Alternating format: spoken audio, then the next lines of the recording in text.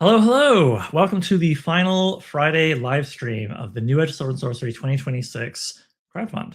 If I look haggard and tired, it's because I am, but that's okay. That's okay. It's been a lot of work, and looking at my other monitor here, I guess it's fair to say, I don't want to sound smug, but I guess it's fair to say it's paid off in some respect because we have set whole new records for anything we've ever done before. As I look at the screen right now, we have raised $72,938. We are on track, I think, to unlock triple pay for our authors at around 75 grand. They'll be getting 12 cents a word, which is fantastic. We're here to pay our contributors as best we can. And I hope and suspect we will get triple pay for our artists as well, which follows after that around 77,000. And the Hail Mary, if we can do it, oh my God, that'd be great. The Hail Mary is 80,100, which would get us double the international shipping discount. Because, hey, I live in Canada. I understand about shipping from the States, which is where we store our magazine. So if we get double, that means $10 US off for Canadians, 20 off for the rest of the world outside of Canada and the States. So wouldn't that be grand? And if we get 1,000 backers, I don't even know what'll happen. My head will explode. We'll live stream it. It'll be great. So, these are kind of the goals as we get into the last legs here. The crowdfund ends at 12 p.m. EST tomorrow, Saturday, March 14th. However, it's backer kit. We're going to do overtime. Those of you who've done it before know what kind of a wild time that is. Overtime, in a nutshell, means that in the 10 minutes before we finish, so like 11:50 a.m. to noon, every time someone pledges or adds something to their pledge, as little as $1 will do this, it resets a 10-minute counter. And you can just keep resetting that counter and keep the thing going into overtime. And while we do that, we're featured on the main page as something that's in overtime. It helps bring in new backers. And last year, we kept it going long enough to get another author and another artist raise. So, hey, it could be a great way to get us all the way to that shipping discount. So I'm pretty excited about that. And we have 929 backers. Not easy, not guaranteed, but not impossible to get to 1,000. So, it's going to be kind of wild, I think. This is for those of you who are just showing up here. Hi, Bryn. Hi, Javier. Y'all know this is the part where Oliver blathers to give people a chance to show up. But don't worry, it's not going to be 2 hours of me just sweating in front of the microphone here. What we're going to do in a few minutes is we're going to bring on live music in the form of Gloamwalker. Some of you may have seen him perform last week. I was like, hey man, can you do some like upbeat fun stuff to like set the tone for the night? And he was like, oh yeah. So I'm looking forward to that. I think we'll enjoy it. Meanwhile, actually, here's a little peek here. We got Thorn from Owl Night Pub saying hello. He is one of our special guests. Others I'll reveal later. For the second big event, the main event tonight, after Gloamwalker's excellent performance, we will bring on Julian Burnick, who is like a triple threat. He is the lead designer, not lead designer, he's a designer on DCC The Dying Earth, which is the role-playing game he'll be running for us tonight. Very fitting, given that we have our sort of Dying Earth fiction Time-Worn Terra special issue, issue number 10. So that's going to be a hoot. I'm going to be a that thing, but in a game, it's supposed to be real life.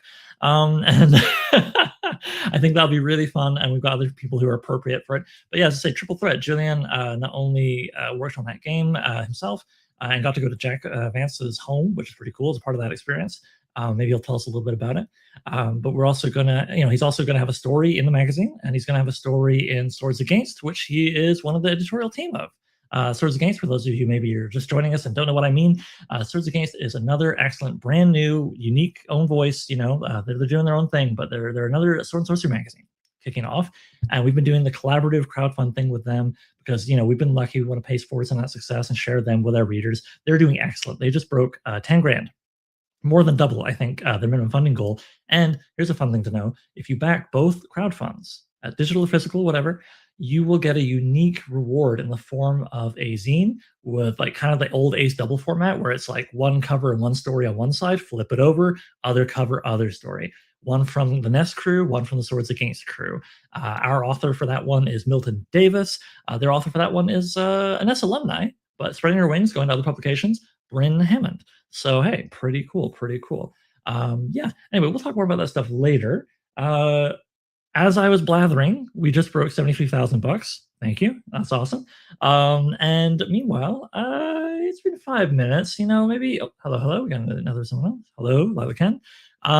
What else could I say? What else have we unlocked? Right. Okay. So let's go down to our stretch goals, which I didn't expect to make this many. So again, thank you all for your enthusiastic support. just a quick review. We have got double art, so the magazine will have 18 illustrations per issue. Every story will get two, except for the lengthier ones, which will have four. We got the original shipping discount, so there will be at least $5 off for Canadians, $10 for the rest of the world. And of course, we've gotten a whole mess of author and artist raises, which after a while I thought, those are great for the authors and artists, but what do the backers get? So I started adding stuff. So we've unlocked as sort of like sidecars to the author and artist raises. Flash Fiction by Dave Ring of Neon Hemlock, June Orchid Parker and Ness alumni, James Angie, beautiful, wonderful author man, and Valerie Valdez. And we're on track to eventually unlock Wild Flash Fiction by me. We've also unlocked digital backgrounds that everybody who pledges will get for size for their phone and their computer of all of our cover art, plus Sasa Dirtovek's new Jarell Legerie art. And the final reward there actually is kind of fun. It's something very unique. The final reward there, if we get the absolute last raise, the triple artist raise, then everybody will get a PDF booklet of unique drawings that Molly Tanzer did while brainstorming and writing the new Jarell story. Kind of full of spoilers, I guess, but whatever. They're really a hoot, and she would be sharing with them. And I said, we should share this with everybody else. And bless her, she's willing to do that. So yeah. And the backer who unlocks that last one, because there's also a special prize for each raise for the backer who unlocks it, their pleasure gets us over the line, will be original art, which I've got over here. Original art. This is not a print. This is inked work by Saprophile, and those of you who've read issue 2 of the magazine will recognize it from the story Revelstoke by Gemma Files. So yeah, the backer whose pledge gets us to that last artist raise, I will mail you this. Pretty cool. Meanwhile, other people along the way have been winning stuff from my collection. Vintage digests, fantastic, with Sword and Sorcery cover art and stories within.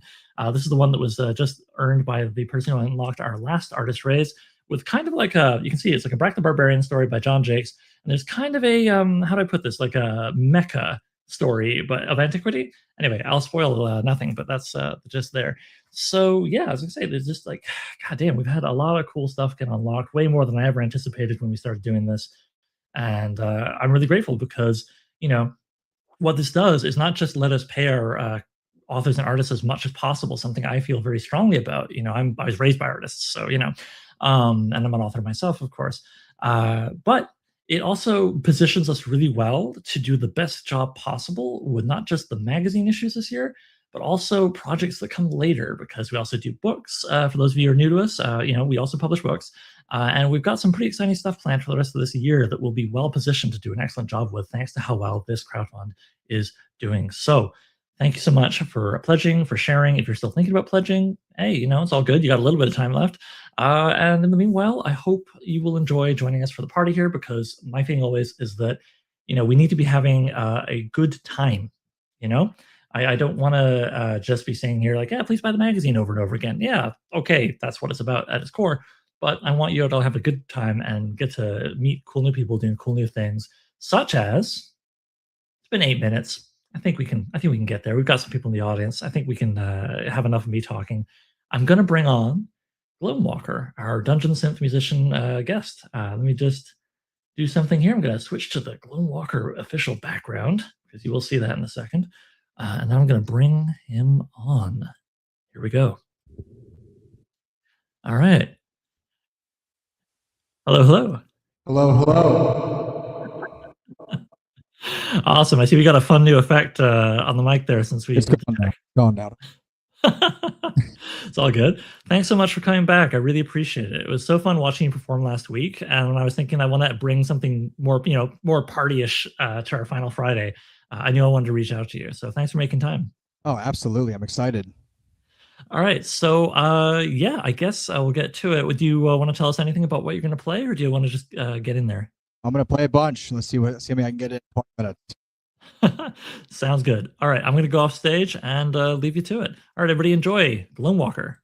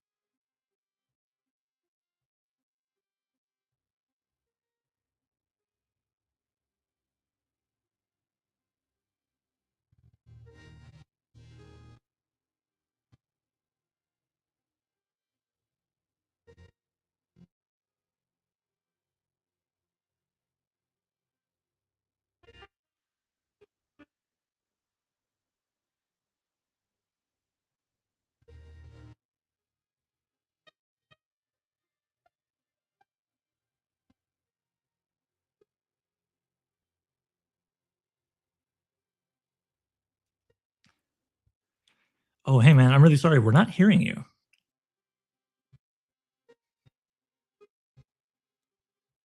Hello, hello. Okay, weird. We are just straight up not hearing you, and you're definitely not muted on my end. Nope, still not hearing you. Darn it. Sorry, folks. We did a sound check, but I guess perhaps the wires come loose or something.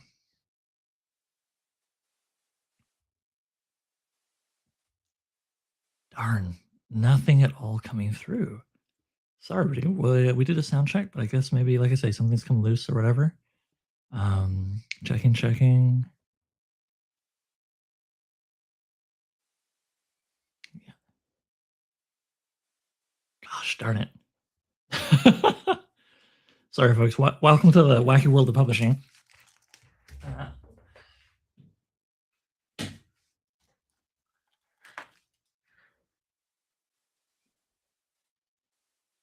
wonder what we've got going on here. Oh, up to 930 backers, so that's good.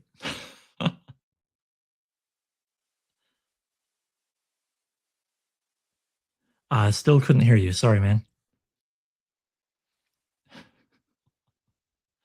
Oh, man.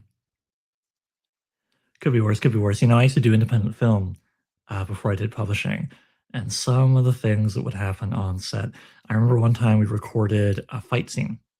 We had a fight coordinator. We had two, well-trained actors and cameras, lights, action, all that good stuff. We filmed for like an hour, and only then did the audio person say, "Oh no, I don't think I recorded it." So whew. And yeah, we've had some big things happen over the years and various projects I've been involved with. And the thing you learn is you prepare as best you can. You do the tech check beforehand. You work with people you've worked with before, and still sometimes a raccoon chews on a wire, a hard drive chooses that exact moment to die on you, or some kind of sound connection just decides, you know what, not today, Satan. So yeah, shoot. So sorry, folks. But in the meanwhile, as I say, we've got up to 930 backers, so that's awesome. Thank you very much. And you know what else? I'll check. How are we doing on that author raise for 12 cents a word? Whew, making good progress. We're still a little ways to go on that, about 2,600 bucks to raise, but that's 1,000 less almost than when we cracked it open like a couple hours ago. So whew, we've made incredible progress. It's very, very exciting. Again, like, be so good to triple the author's pay for the story. Still no sound coming through, dude. I'm so sorry. I do not know what is happening. Um, yeah, and 100% you are not muted. And yeah, there's no like mic settings that would be screwing with it on the StreamYard end that I can tell here. Gosh, damn, folks. Yeah. So like I say, I mean, there's stuff like that happens with the sound blowing out, or yeah, but I think he's gonna try and come in and out and see what that fixes it. Another fun thing from my film days, by the way, was I remember when we had something we needed exactly 3 days to film, and that was really tight. And we negotiated with this bar owner. We were like, okay, we're gonna shoot the scene in your bar. We need 3 days to film it. And we were like, 3 days, and he was like, 3 days. And we were like, 3 days, and he's like, 3 days. And then we get the money, we get the people, we get the equipment, we get it all together. We show up the day, and he goes, "Okay, so 2 days?" Cue me on a film set with my laptop and Final Draft open, just furiously, just writing and taking every piece of dialogue I could from what we were filming, everything that didn't have to be done at that bar, which is also where the fight scene was, by the way. Same shoot. I took every piece of dialogue I could, and I was like, "What if all these conversations happened later in various characters' apartments?" And then we basically took my apartment at the time and carved it up so that different rooms, which like had different color walls, were various characters' apartments, and they were all having phone conversations with each other the night after, or the day after the big scene at the bar with the fight scene. So yeah. No, you want fun? try doing rewrites while people are shooting other scenes a few feet away from you. And unbeknownst to you, the audio guy is not recording what you wanted. So again, like these things happen. This is just life, you know. There's also things like that with the actual like producing the books and magazine. I just try not to, you know, advertise it, of course, because we don't want to sound like we're clowns, but we're human. Things happen. Speaking of which, Gloamwalker is back. I get it. Yes. Yes. There it is. Let's try again. I think I just overloaded my interface. That's probably what happened. Okay. All right. Too Success. loud. Okay. Try Round again. 2, folks. Let's try again.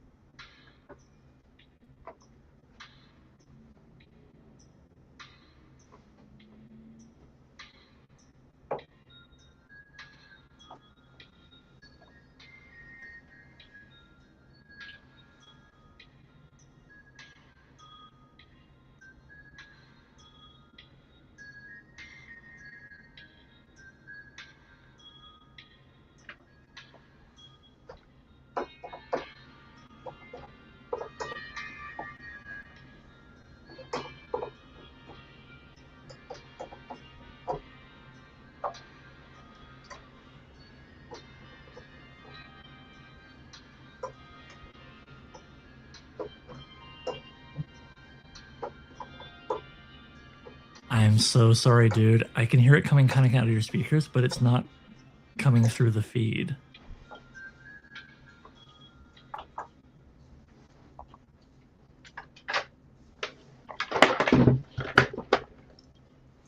Oh, what's happening now? I'm very sorry. I could hear it faintly coming through your speakers. I could not hear it actually coming through the feed. So it was... I think I've broken my. I'm all. Oof. This is a lot of fun. No. Okay. Let's do a little quick sound check. Let's see if we hear this. Okay. How's that sound? I just heard you pressing the key. I didn't actually hear any sound. Yeah, sorry, dude. Just hearing like your finger on the key. We're gonna try something new. All right. Let's give it one more shot. My neighbors are gonna hate me, but I'm gonna do it anyway. All right. Let's see. You can tell them it's in the name of funding literature. That's right. That's exactly right. We're supporting the arts here. Come on. I'm not used to these kinds of mishaps. Give me okay, 2 seconds. Give me 2 seconds.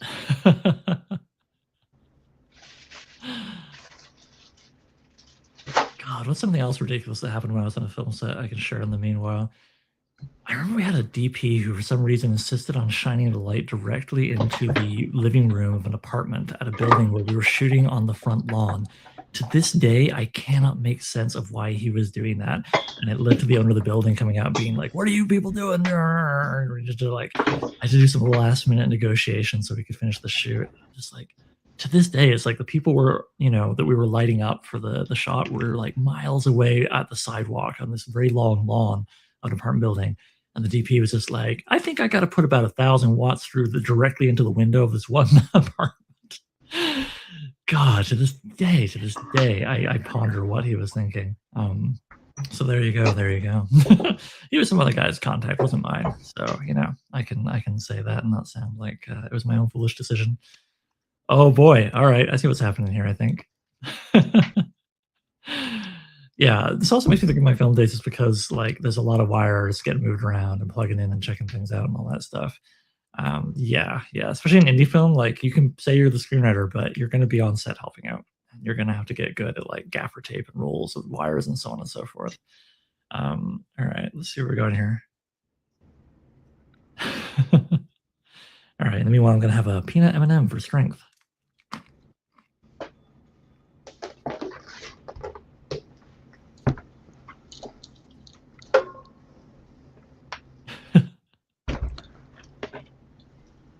Oh, okay. This mic sound good? Yeah, I mean, I can hear you. Let's see how loud this is going to be. All right. Well, it's an evening of experimentation, if nothing else. Hey, Robert. Good to see you, man. Thanks for showing up. We're currently enjoying technical difficulties, which does happen. That's okay. The Gloamwalker here is moving quickly with what seems like an interesting solution.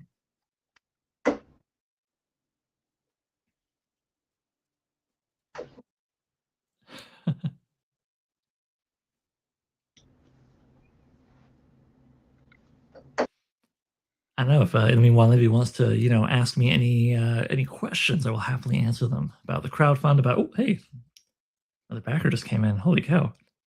Thank you, new backer. I will, of course, never out anybody, but damn, yeah, somebody just grabbed the whole run of the magazine with as many issues in hardcover as possible. Which, by the way, the hardcovers, they are very much limited edition. We print 200 of each, and we are sold out of issues 1 through 4 in hardcovers. So, the best time to get into the hardcovers is always now. Grab what ones you can while we got them. But yeah, I think they're totally worth it. They're my personal favorite. I love the bookishness of them. I love the lay flat, stitch binding.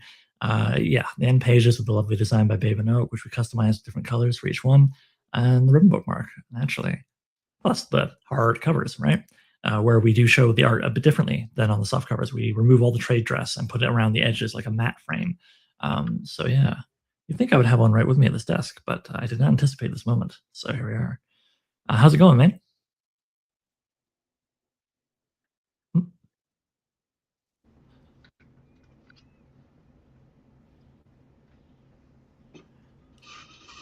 Sorry, Gloamwalker, can you hear me? I got you. Okay. How much do you think this is going to take a while? Do you want to maybe come back later? We could do the game and then this, or how are you feeling? You know what?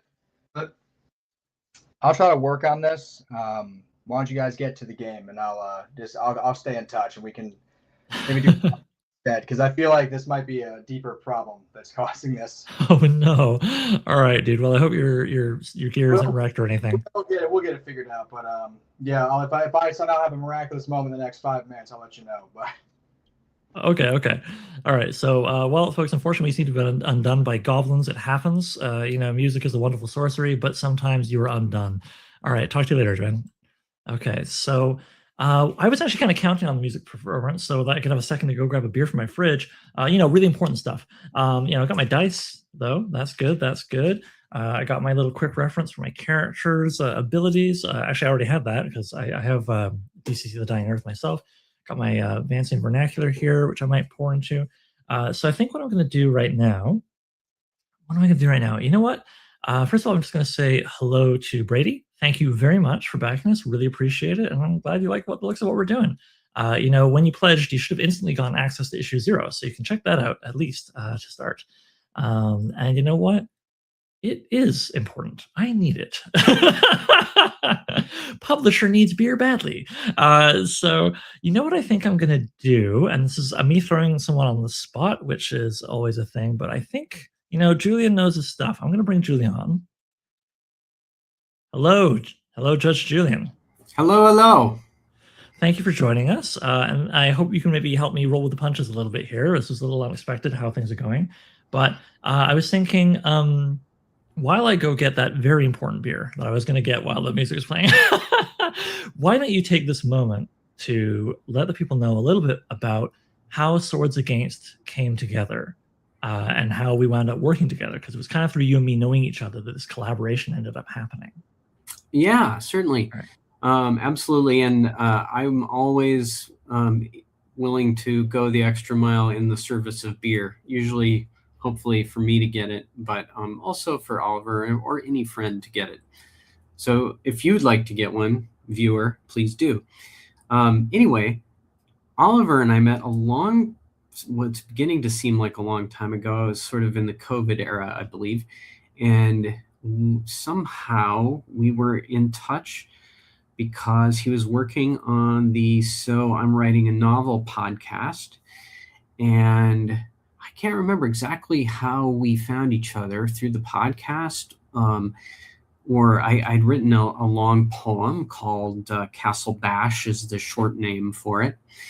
And so we had set that, so we had connected somehow through the poem or the novel or something like this.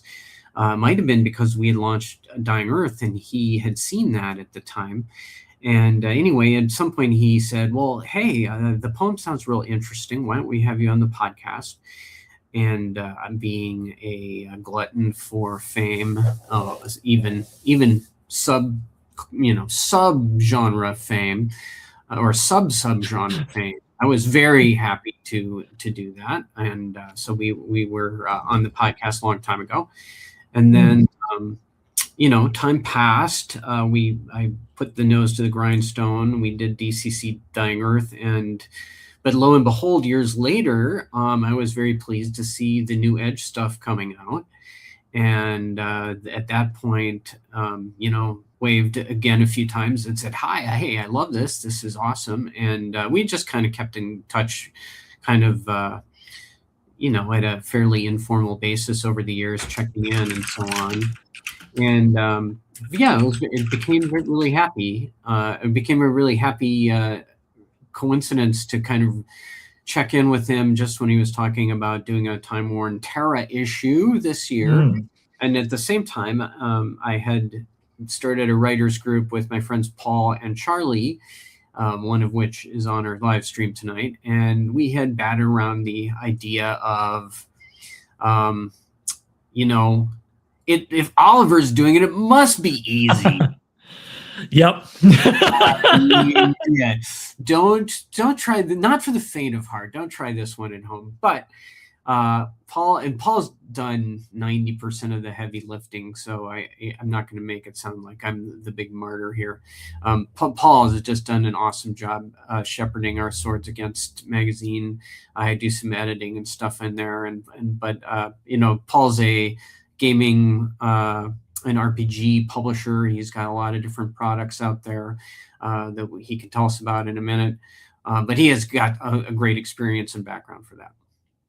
You know what? That seems like a good enough introduction for Paul as any. Hello, Paul. Hello. You guys hear me? Yeah, you're coming in loud and clear, Sword Sibling. I'm really, really happy at how well this collab has worked out. I mean, good grief. Yeah, I should have you open in a tab. What are you at now? 10 grand and something, I think? I am a little over 10 grand, I believe. And we're on the front page, which is cool. Yeah. We were on there earlier today. It's been a good day for Sword and Sorcery on BackerKit. Yeah. And how are you doing for backers? I think you guys are doing pretty strong, close to 500 or something? Just crossed 500. Nice. All right. Congratulations. There you go. Yeah, it's pretty good. Yeah. No, this is really, really satisfying because, like, the demand is there, but you gotta like have it. Or it's like it's out there, but you gotta have it come to you to feel validated in your belief. I hope you're feeling validated in your belief that drove you to get this going. Definitely. So there's I don't know any of the books that I've done before, role-playing game books, but just in general, if it doesn't reach a certain threshold, it doesn't feel like you're really making any progress with it. So yeah, this definitely feels like it's got some momentum. So and I'm always trying to be honest with myself and say, do I want to do this, or do I not? And this is a great test, right? Do I want to do this or not? And this tells me, hey, it's definitely we're making a difference. So I like it.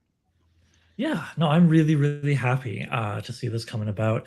And I think, like I said earlier, you guys have your own unique voice. There's room for us both. You know what I mean? I'm always a big fan of like the collaborative spirit, and here we are. It's working out for both of us real well. And I look forward to. I've already got you. I won't spoil anything, but you told me a little bit of what you have planned for issue 2 down the line, and so on and so forth. And I'm already excited about that. So I'm sure people will be too when they get to learn about it. Yeah, I'm so excited. I'm choking on an M&M. Pardon me. The hazards of publishing.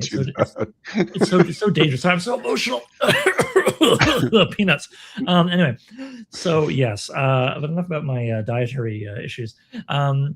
So yeah, no, I'm really glad to have you guys both on. It was an unexpected, bringing together of elements. Like Julie was saying a moment ago, that we kind of each other through the podcast and through your poetry book, Julian. So this was just unexpected. If I can be a bit of a fanboy for just a moment, and then we will bring on our last guest to form the full gaming group. I know you kind of covered this elsewhere, but for those who might not know, Jack Vance is the guy who coined the very name, The Dying Earth, and he wasn't. Depending on your point of view, he was maybe the first, or maybe not the first. Who cares? But he's certainly the most thought of, I think, author in this kind of like micro genre. And I think it's so cool that as part of the DCC Dying Earth, crowdfunding experience, you guys got your own sort of dreams were made. It seemed like every stretch goal was blown through, and then until finally you added on a last one that was so damn fun, which was the team getting to go visit, Jack Vance's home, which is still lived in by his son. Is there anything from that you want to share? Like, how did that feel to get to, go to the man's home that, if I remember correctly, he built, like with his own hands? Yeah, certainly. He was sorry for the puns, but get ready for lots more. He was a jack of all trades. He was a lot of stuff. He did carpentry, sometimes professionally, I believe. Like in his earlier career, he was writing writers do. As writers do, certainly. He was a guy who traveled extensively too. He was really a guy who saw a lot of things, did a lot of things, had a very wide experience. Anyway, he did build that house, which is tucked up in the hills up around Oakland. And we were, as part of that crowdfunding, we were very privileged to, first of all, even working on that thing is just a crazy dream come true, right? Not only that, but working with Errol Otis, in my opinion, the greatest D&D artist of all time. And then, with my pal Doug Kovacs, in my opinion, the greatest DCC artist of all time. The whole thing was just kind of a dream come true. It was great. So there were no bad parts, let's just say that. But then going to Jack's house, which is now his son John's house, and we were warmly received, given some tour, and actually got to see his ornately carved wooden bar in the back, which stands by a trophy case of all his, Nebulas and World Fantasy Awards, and his Grandmaster Fantasy Award, and all these, stuffed with trophies.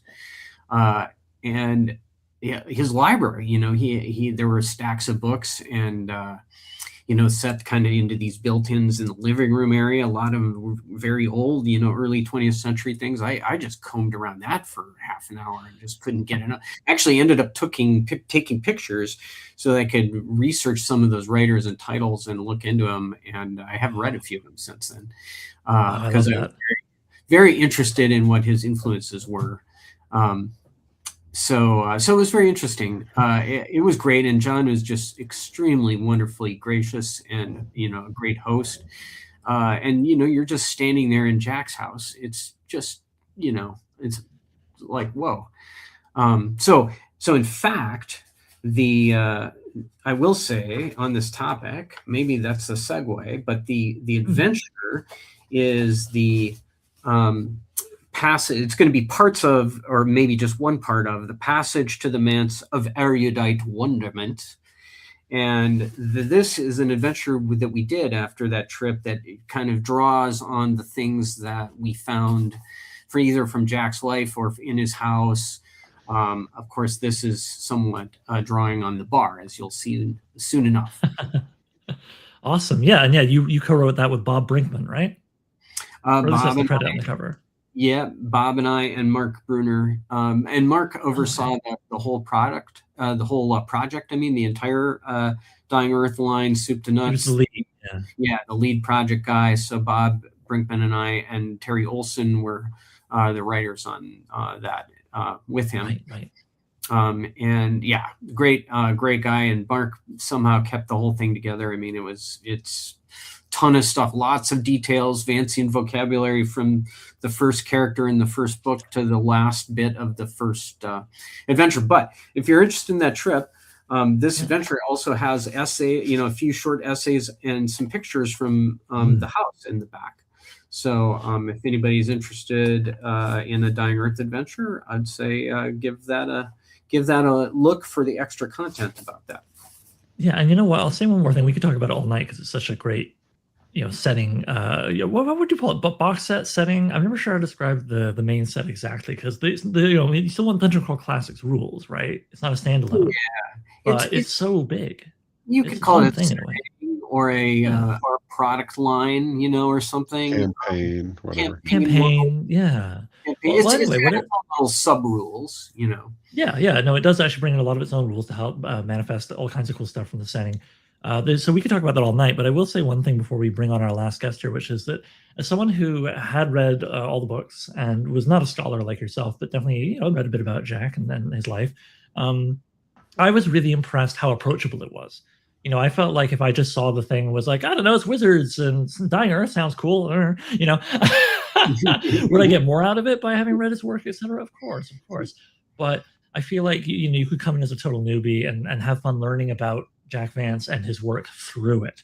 And I just think that's a real careful threading of the needle there by you guys, because I think so often when you get setting products like this, people sometimes just write for the choir. And so I was quite impressed with that. So speaking of people with role-playing game stuff on the go, we're bringing in our final guest for tonight, Thorin. Hello. Hey. Thank you for being patient. I know you've been waiting on the sidelines for a hot minute there. But yeah, speaking of crowdfund, speaking of role-playing game stuff, just before we get into the Mance of erudite wonderment here, why don't you share with folks, what you're up to right this very minute? Right this very minute. I'm running a campaign for an adventure I've been writing for far too long called Seekers of the Other Worlds. And it's the third, maybe the fifth level box set campaign. So just like the Dying Earth thing, it's a whole box set by itself.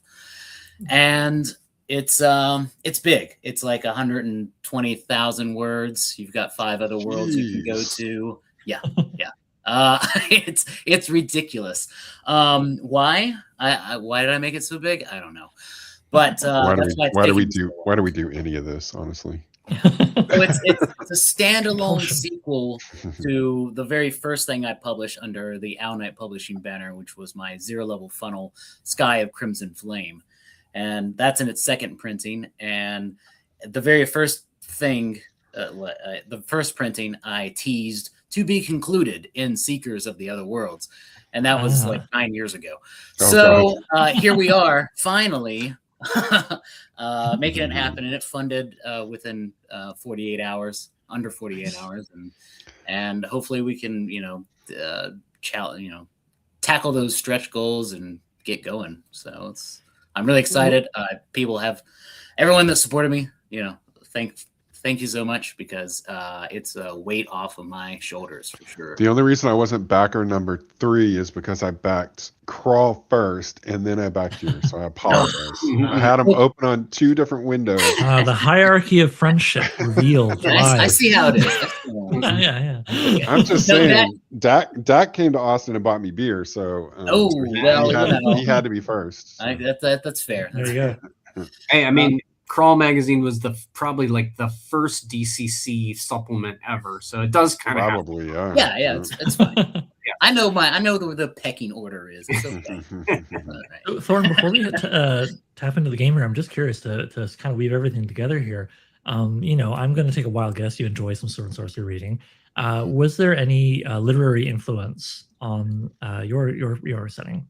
Yes, plenty actually, but the major one is gonna probably be Michael Moorcock. There's a lot of law and chaos and finding the balance in between. The wicked, nasty flesh and bone dagger that I can actually show off right here. I wanted to see this. I saw it in the add-ons for your crowdfund. I was like, what is it? This guy also spills souls, kind of like Stormbringer, but a little bit different. So this was in the very first 0-level funnel. This is mentioned, and it kind of goes through the rest of the stories. In Blights, the sequel to Sky, it kind of takes it back. It's kind of dormant, but now it's awakened again, and it's the main element that is part of the adventure. So as seen on the cover and everything. And this is the prop replica that my wife designed, sculpted, hand painted, and everything. And it's nice hard resin for the bone, so you can actually just like bang it on stuff, and it's not going to come apart. And then this is not. I don't know if you can see it, but it's super squishy, so it feels like flesh and everything, and it fits right in the palm of your hand. You know. I hope there's a dynamic in this where the player has to stab between their fingers with that. Yeah.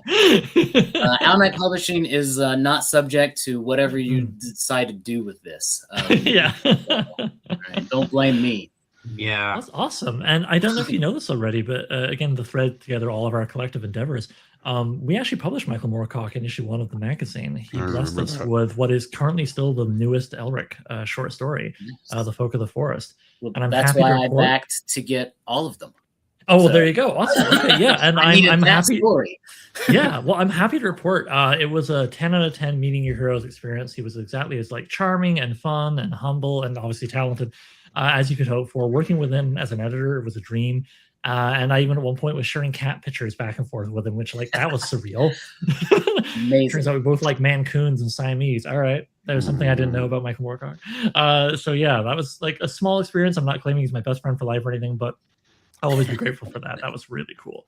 Okay, so yeah, all right. Well, I think we've talked a minute. I think we should maybe go to a place called the Dying Earth. Julian, I have been what I think is referred to as scum. I still haven't given you a name for my character, so I'm just going to go with the Mistake, if that's all right. Likely known as the Mistake, for reasons that are clear from my appearance, my character's appearance, but also my appearance. So yeah, maybe that's just a brief introduction. Do you want to do character introductions first, or how do you want to run this? Maybe I should let you GM. Let's do this. Why don't we take a second? I'll start with the Mistake, and then I'll do Quilomax, the Wayfarer, and then I'll do Kathazar. So, but let's start with the Mistake. And why don't you take just give us a quick description, a 20-second description of the Mistake, and obviously just make stuff up. As you're doing that, after you do that, I'm going to talk about your character's abilities like for another 20 seconds. We're not going to belabor this. I'm not going to read rules, but we'll just so people can sort of follow along, and because there's some interesting little Dying Earth twists on the DCC rules and regular D&D rules and that kind of stuff. Okay, well, the same gremlin who got into Gloamwalker's sound equipment has made it hard for me to open that PDF. So how about I defer to Paul and his character, and by the time we come back to me, I will hopefully resolve that. Okay, yeah, certainly. We can start with Quilomax. Well, I perceive that I've been gold, but of course I will start it off then. I am Quilomax. He is a man of middling height and immoderate competence. He dresses someone who was once prosperous, but and expects to be again shortly. And he has a particular green coat, the origin of which is disputed, and it bears some subtle embroidery, and he claims that it is magical in nature. So declines to elaborate further. Very nice. Sounds good. Quilomax, the Wayfarer, does steal luck from people. So if the Mistake or Kathazar are going to spend luck, stuff is going to happen. You're going to attempt to steal their luck. You may, if you successfully test that skill, you are going to steal their luck, and they will not get the benefit of it. If you unsuccessfully test against that, they're going to steal the luck from you and get the benefit of it. So it can get a little crazy. And because you are nimble, Quilomax, you can jump up into be first in the initiative in once any round in the encounter. So you can always kind of say, no, I'm jumping up to the top. You can do a mighty deed of rhetoric, sort of like the warrior's deed, and you succeed on a 2 or higher. You have a D4 if you want to prevaricate and do various snow jobs with your rhetorical skills. You also have just like a skill for magical affinities and deceptions. That's +3 on the D20. And you don't know any spells, but you could, in theory, cast spells like Magician with the D16. So that's cool. That's the Wayfarer in a nutshell. Let's take a look at, why don't we have Kathazar? Right. So Kathazar is quite an elderly magician. He's got these scantalizing eyes of silver, a forked beard and tongue that's waxed, quite a posh demeanor, very short-tempered, kind of just plain traveling cloak, and a nice long floppy hat atop his balding pate. So that's him, I would say. Very nice. The Magician's pretty straightforward. The one thing that's interesting about the Magician in Dungeon Call Classics Dying Earth, of course, is that you cast rote magic. So on your spell, on your spell list on your character sheet, you've got your spells listed out, and they've got a result there. So that result is the result that you've got your spells memorized at. So that's important to know. And you can also do a force of will, which is really like literally just harnessing your internal willpower to blow stuff up. But you do have to burn a personality point to do that. And you can add as much personality to it before you roll. So it can be quite powerful. If you get a lucky high roll and you burn a lot of personality, you can do some crazy stuff with that. And your character sheet also has a couple things around.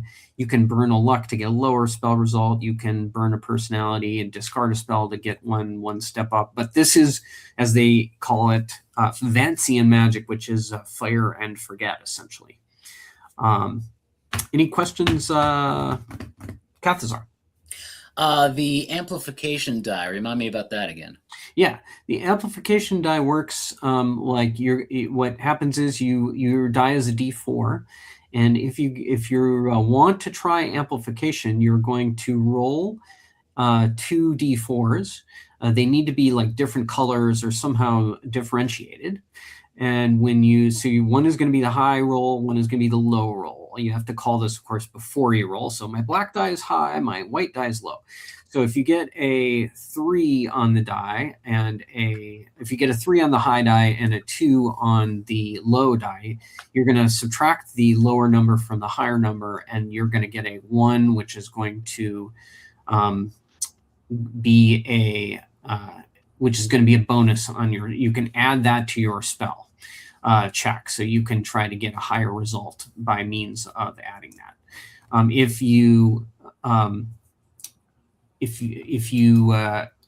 If they tie, I believe you just get that number that they tied upon is added to your spell check. Okay, cool. Okay. Luckily, I have overcome my technical issues, so. Brilliant.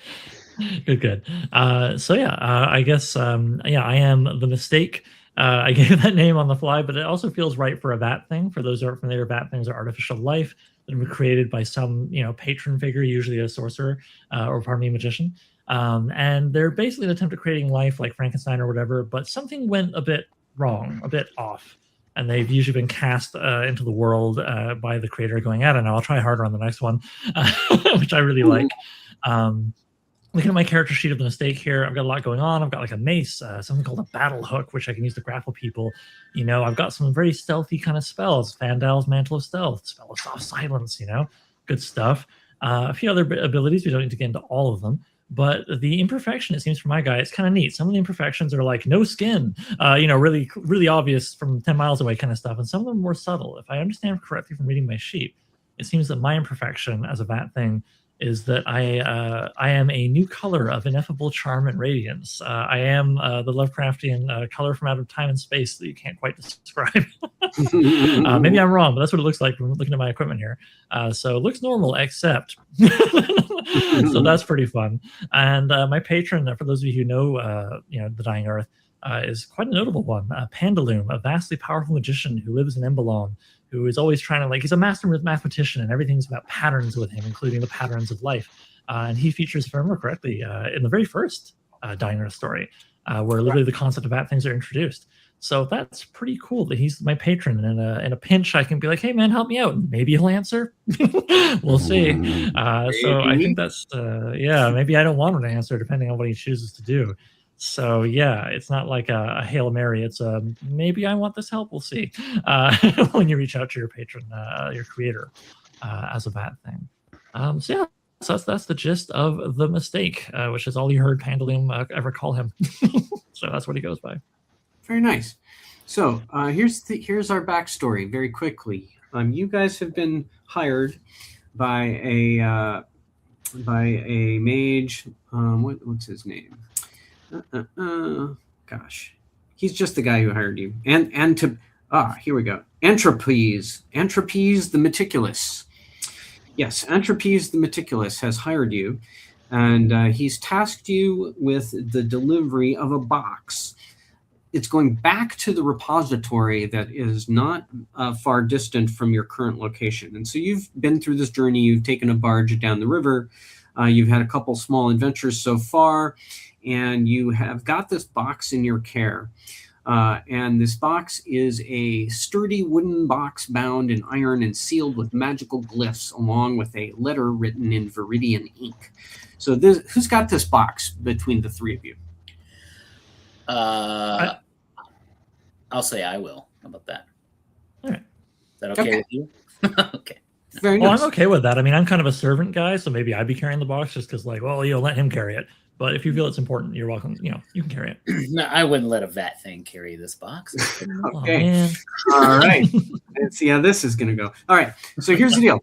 You've been tasked with bringing this box back to the this repository, which is essentially sort of like a library, but there's more items than books there.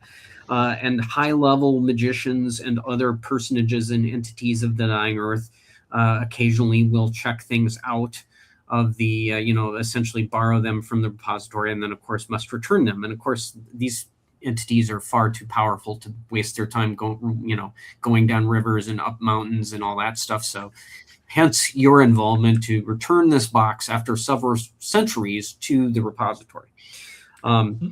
We don't have to go through all the clues and wanderings and trails and roads because we're just going to play a small part of the adventure tonight.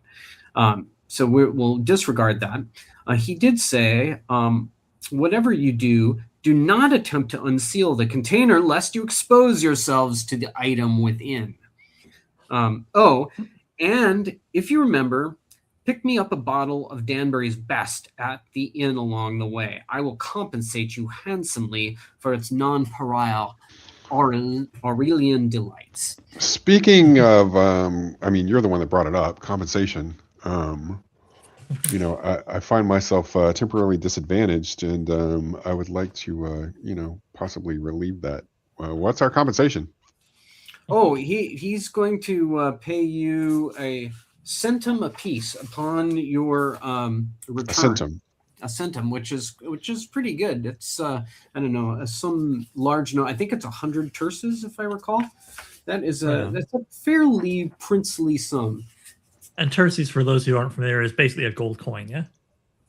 Right. So it goes copper pieces, groats, terces, centums, if I recall. And so we get a centum in advance, and then what were you going to pay us once we return? No. Upon your return, you will receive. On our return, so we'll receive another centum. So can I have my centum now? No. You receive a. You're already reneging on the deal. No. You'll receive a centum upon your return, after undergoing a scrupulous double checking of the results of your mission. Wow.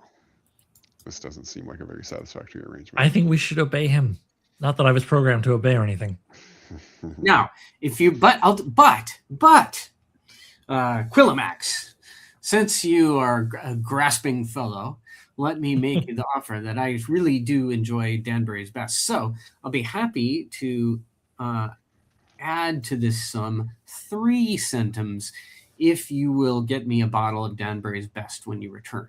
Thus, making a total of 6 centums upon your return. So I'll receive 6 centums, and what No, does no, everyone you're else splitting receive?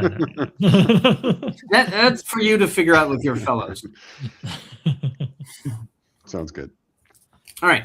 So you guys have arrived at you've had some adventures, and you have arrived at this bar. Inn, I should say. It's really a sort of a traveling tavern. You can sleep in the common room. It's not a fancy hotel, but it does have a little bit of sleeping stuff. Sleeping arrangements can be made. It is out in the boonies. And we don't have to cover too much of your journey. Perched atop the eastern shore near a ford in the river is a large wooden building adjoined by a set of stables.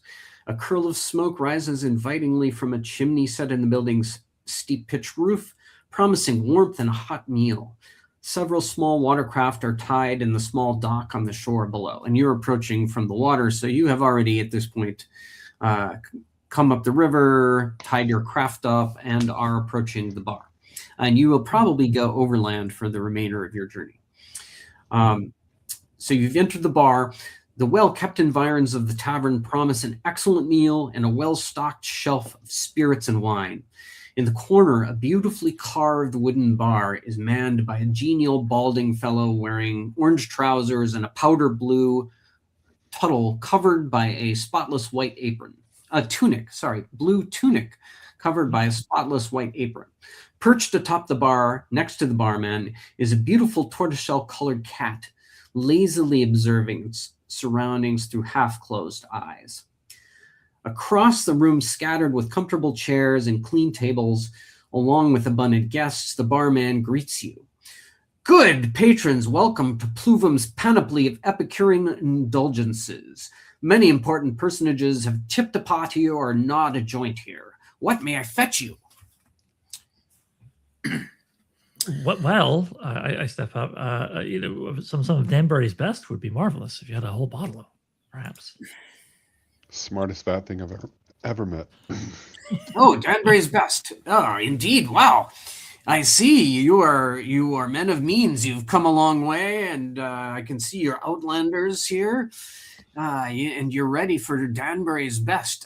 However, I must. That is one of our 5 very rare vintages. So I have to inform you that comes at a very steep price. It is not for the puerile and the pretenders. Oh, well, I'm too. the mistake here is quite naive. I noticed on my equipment here I have gems worth 20 terces, and I sort of fumbled them out of my pocket like a kid with marbles. Just sort of like, oh, I got these, and I put them on the counter.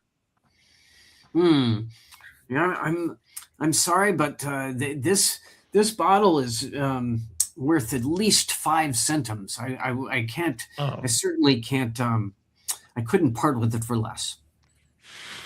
5 centums, huh? Yeah, but we have plenty of wonderful spirits. Very few people can afford such things, but don't feel bad. We have Fasola, we have Glissup, we have all sorts of Twick meads, hyperglossums, fortified wines, quinquillias, amaros, and even some malorts. We will certainly be able to provide wonderful beverages for you. I mean, but I didn't. Sorry, Paul, you go ahead. I was just going to ask if we could just see one of the bottles to be in the presence of its greatness. He's got a big bar. You've got tables. There's a hearth over and on you as you're staring at the bar. There's a hearth over on your right hand side. You're looking at a big wooden bar. And he's got of course, behind him, he's got a bunch of bottles and a few casks of ale or whatever that is, and wine bottles and so forth. He's got down sort of under the table counter behind him, he's got this wooden case of 5 delicate-looking bottles. They're all sort of yellowish in color. They not identical, that is, but they have, one looks more golden, maybe one is more pale yellow, and that kind of. And he's like, and he just sort of waves his hand. Well, these are my finest vintages.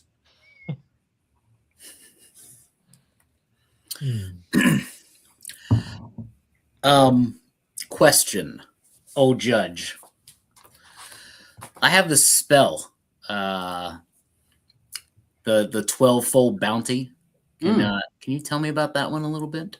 There's a lot to read in the book on that particular spell in general. Yeah, right. The spell summons a yes. This spell will actually create money for you. Yeah, that's what I was gathering. You've got it at you've got it. I believe this is really. Got it at 14. It's on page 50 through 52. Yeah, it's in your little. Each of your characters in your folders, you've got a little spell book thing too. Yep. But yeah, it looks like you'd have Florins or Groats, which is at that level is not really going to take the place of, a huge, like a sum of a cent, not even close to a centum itself. Right. I didn't think so. Yeah. Okay. Yeah. Good question. By the way, if you cast it enough. yeah, but it's fire and forget, unfortunately. Oh, right. Yes. Once a day, right? So. Yes. Now, as you have this discussion, you notice that there are some other folks in the bar looking at you. Number one is there are a pair of people, very mismatched in physical appearance. One is tall and leather-faced with a ruffed collar and a cream jerkin and a leather jacket.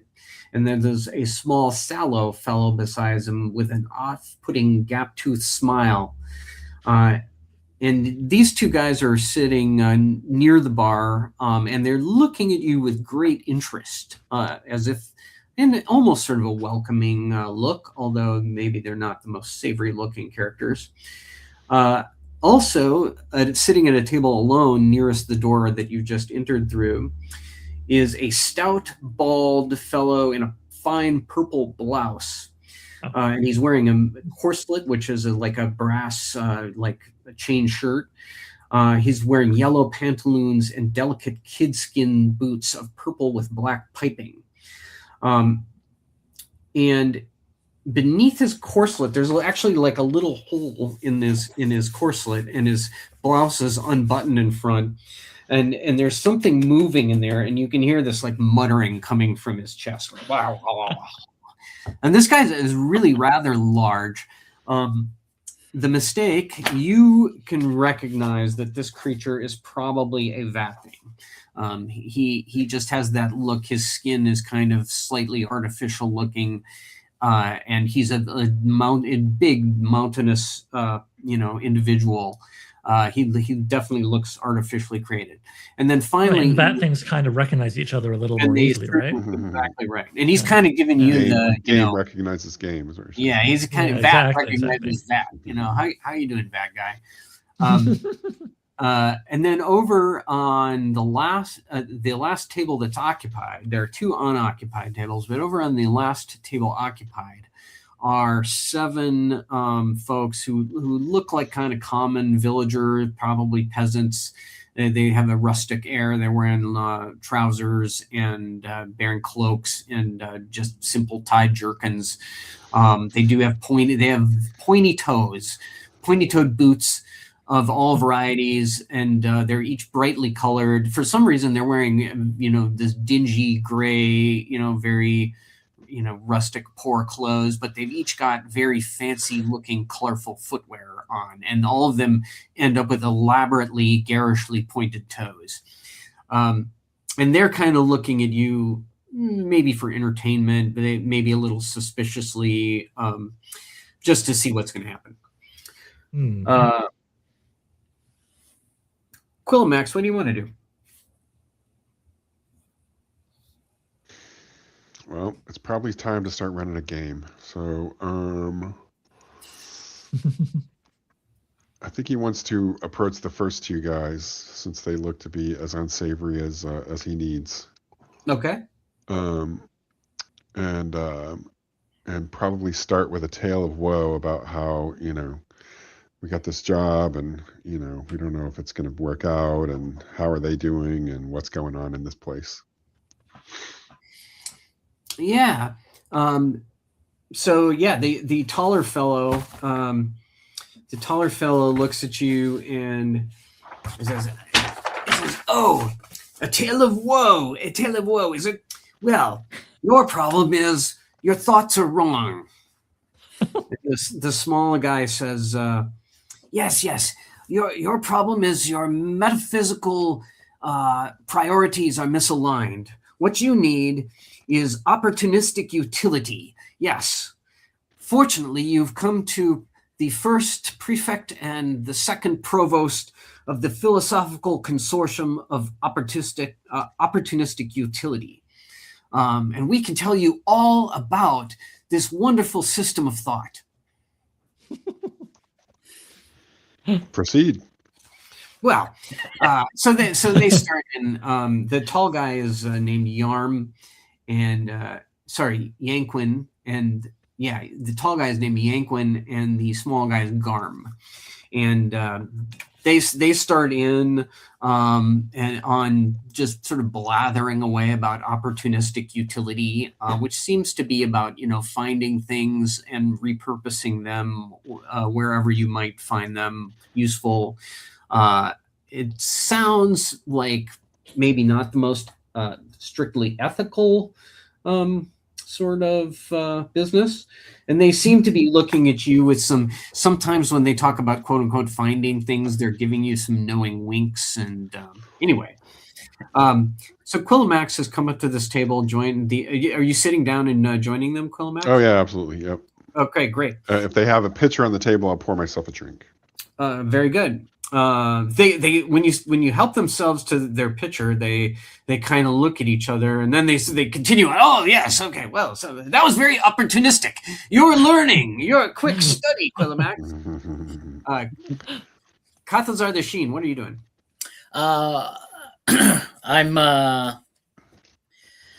probably have. How big is this box?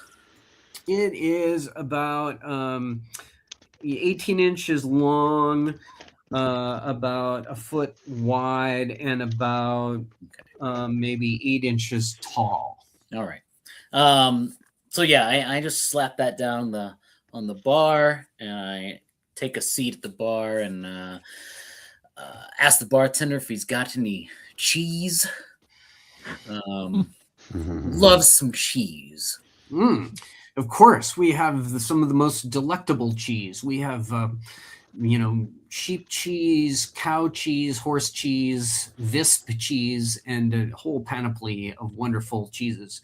He starts rattling off a bunch of cheeses, and you could for a modest few groats, you can get a whole cheese plate. Pluvum's cheese sampler can be made available to you. I'll take it. Thank you. Very good. So you for modest outlay, you can give him some. You get the cheese sampler. It's got three kinds of cheese. He recommends a wine sampler to go with each. With a different wine to go with each cheese for you. Oh. Well, why not? Why not? So he puts it right out in front. He pours 3 glasses of wine, kind of like a third full each one. Somehow charges you for 2. And no, but you got 3 glasses. Okay, so, puts those on the bar up next to your cheese sampler. Very nice. The Mistake, what are you doing? Okay, so I definitely am, looking at the other vat thing and being like, all right, let's see what we can do over here. So I will walk over and approach him, I think. And I'm going to try and go for some Vancian points here. I'm going to walk up to the other vat thing and be like, hello, sir. I couldn't help but feel an intercongula or interconguli, which, by the way, as a fellow vat thing, you would know means a variety of metaphysical interconnection or bond from the Latin inter, between, and congulare, to freeze. That things, by the way, folks, if you don't know, they actually have a bonus for learning things. So I assume he picks up a whole lot of nonsense, including the Latin definition of words. Anyway, yeah. So I basically come over and was like, hey man, I felt the connection. We're both that things, as the vibe I'm putting across here while using archaic vocabulary. And saying, my personal imperfection is quite apparent, and I just gesture at myself and the weird color, which I can't describe, that I give off. I'm like a green-skinned, Star Trek babe or whatever, but I'm orange, gray, gasoline. I don't know. I'm something. It's hard to pin down. So I look at him. I say, do you serve a master, or have you, been cast out by yours? I cast him out. Are you kidding me? It was I who threw him over for he served me nothing but lentils and anchovies for a period of 18 months, and I could have no more of it. I said, I must have mutton. I must have the finest fowls, and thus I said, no more lentils and watercress salads.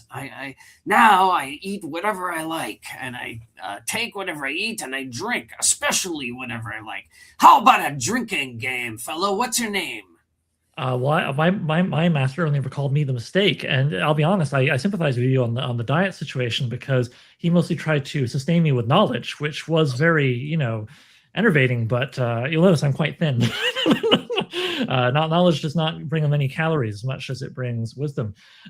So certainly, and in fact, actually, if there's one drink I would love to share with you in particular, if you think you're up for it, would you be willing to order a bottle of Danbury's Best?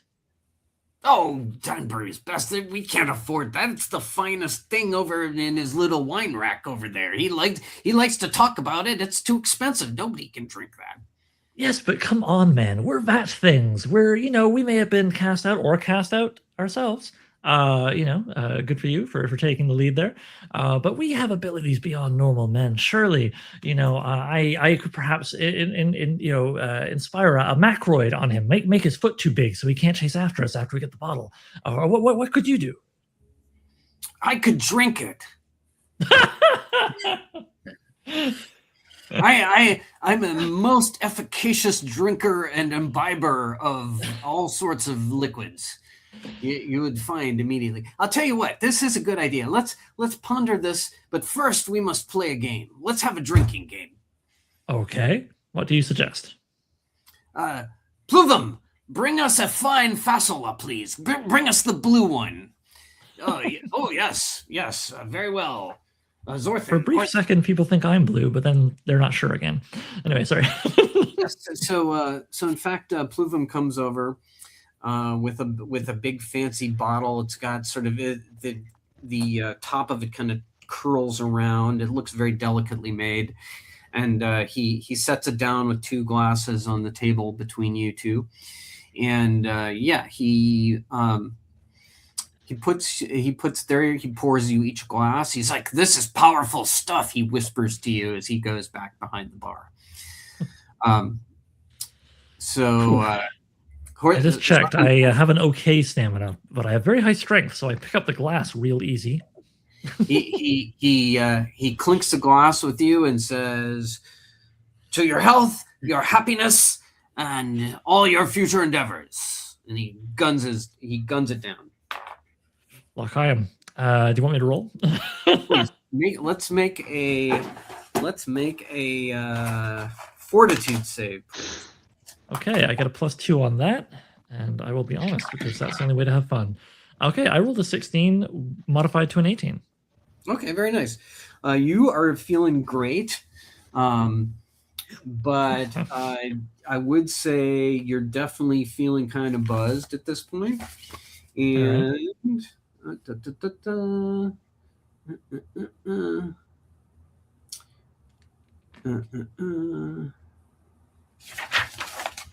it's got some general drinking effects. Yes, you've got a +1 bonus to your luck and a +1 to your personality for the next 1d3 hours. However, your fortitude, reflex, and willpower saves are correspondingly modified downward by the same amount. So you're -1 on your saves right now. Theoretically, he might also be. And this goes also for Quilomax as you finish up your drink, as well as Kathazar. In through the door, as you guys are finishing up, and Zortan is pouring a second drink for you guys. In through the door come four fellows. They look to be a coterie of magicians. He's a robust man. The leader is a robust man in an ochre robe with a forked beard and a striped yellow fez. And his robed companions are all three.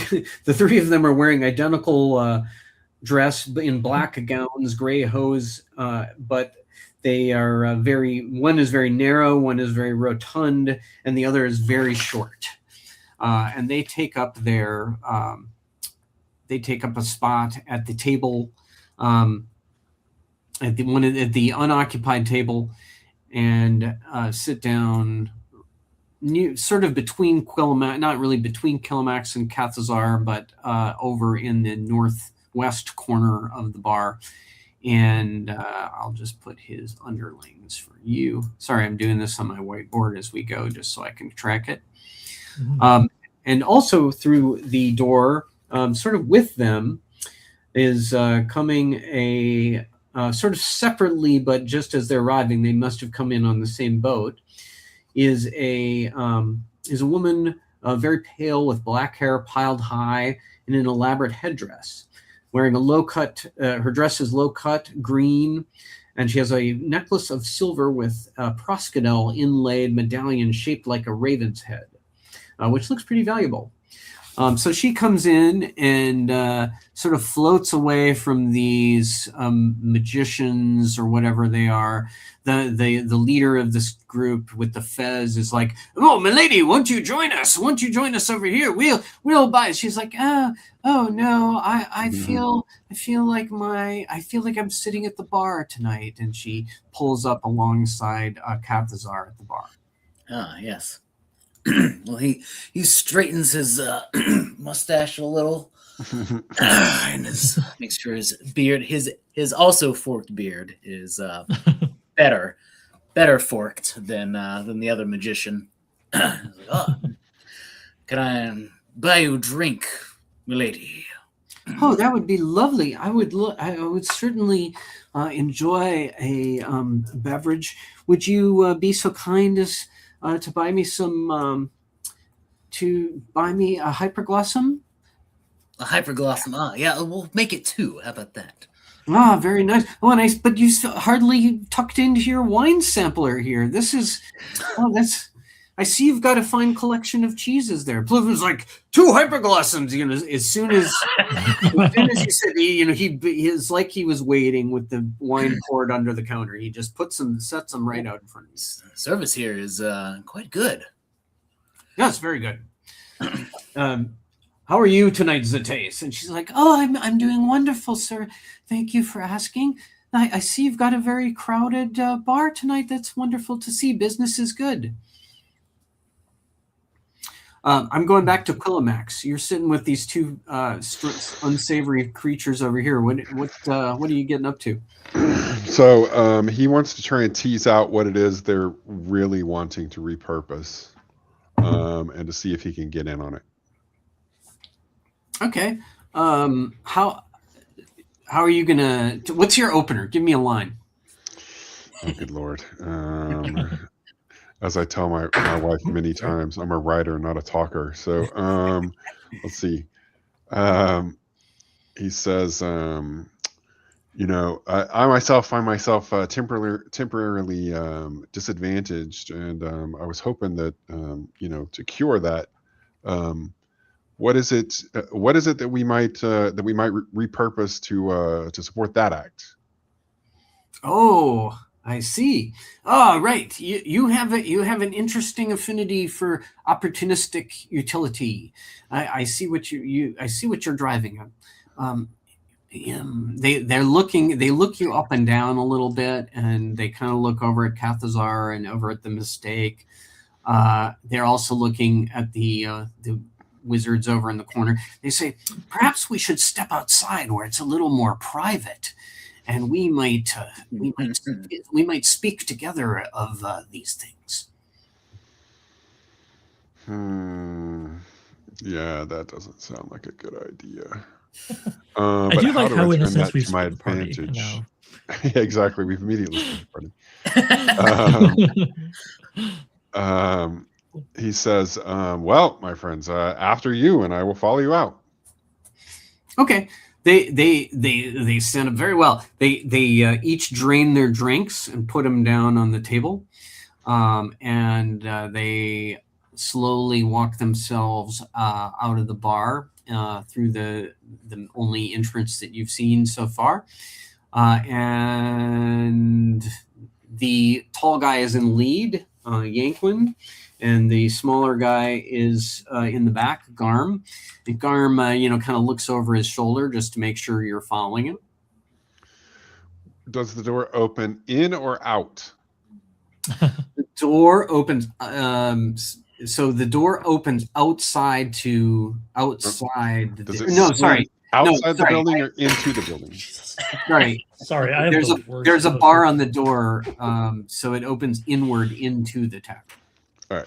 So he will, as they exit, he will shut the door and place a chair in front of it, and then announce that that these outlaws are attempting to steal from the patrons of the bar. So be careful. Okay, there's a bar like right on the side of yeah. So he'll use that. Yep. Yeah, okay. You can everybody kind of laughs and is like, "Oh, Yankwin and Garm, they're no harm at all. They do tend to abscond with various valuables you might be carrying, but I don't really mind I don't mind the stealing as much as the philosophical bosh. That's what really bothers me." That's what Cleveland says. You start to hear this kind of, hey, coming from the other side of the door. Very nice. Quillmax, you kind of moved over by the door there. These guys have made their exit. Mistake, what are you getting up to? Let's do another. He's still drinking. Are you still drinking? Yeah, I am. But you know what? I am a little distracted by damn it, I'm so bad at names. Sorry, Thor. What's your character's name again? Yeah, great question. What was my Cathazar? Cathazar, that's right. Cathazar, yeah. So I have noticed that Cathazar is chased after this beautiful woman at the bar or whatever. And the mistake, I've got low self-esteem. I want to show off. I want to, make myself feel better about myself. So I kind of gesture over at Cathazar and the woman while talking to my drinking buddy. And I say, I've carefully studied the science of calogynics, the science of female beauty. And that tells me that woman over there is what you refer to as a gynodyne, which is to say, literally a powerful woman, as in Paphnus was goddess of beauty and gynodyne of the century. From the Greek gyne for woman and dynamis for power. Were you aware of that, good sir? Is he impressed? He says, speak the common language. What is, no wonder you were referred to as a mistake. I find your prevarications to be most intensely annoying. Now, listen here. I'll have no more peculations, or I may have to commence some sort of ruction in this place myself. Now look, bottoms up. You seem to have a good vocabulary too, but sure. Are you gonna? Absolutely. All right, give me another save, please. All right, rolling to not get too drunk. Holy shit! Okay, doing that. I promise. I rolled an 18, which is modified to a 20. Although, sorry, there was a penalty for my first drink, right? So that was a -1, I think. So 19. Okay, still doing just fine. So you feel great. You have a second drink. You've gained another personality and luck temporarily. You're feeling more great. Charming somehow. You're just more at least you feel more charming. Whether that's real or not, only I know. But although everybody else in the bar as well. So but you've also got a -1 on your other saves as well. So okay, you took your another. Are you leaving him or are you staying with him? Well, where's this drinking game going? I say after the second drink and my the mistake sort of holding his own, it feels like, in this drinking game. I say, all right, man, so now we've had 2 drinks together. At what point do we, and I kind of gesture towards the bar with the bottles of the, Name Brace Best. Like, where's this going is basically what I'm saying to him. Well, what's your plan, sir? Well, I was sort of hoping that you also had perhaps some magic at your fingertips, like myself, as a fellow Vat thing. Surely you should. I mean, and I kind of gesture towards the dump thing. It's kind of like, as if like, what you got going on there? What's that do? What abilities do you have? Oh, the chest thing, you mean? Yeah, I'm kind of being like, look, man, you're a fellow freak. Like, what's up? What's your deal? What abilities have you got? Maybe we can, add them together into something for our scheme. He bends his head down toward you, and you can smell his sour breath. You realize he's probably been sitting here drinking for quite a while before you came in, and he says, "I can lift anything." Okay. Could you lift the entire bar? Of course. I don't mean the bar, like the actual bar. I mean this establishment. Could you lift it? If give me a lever, and I can move heaven and earth. Excellent. Okay. You know what? I think I can work with that. I kind of look around. And maybe a bench. Like, is there anything at all that could be used as a lever?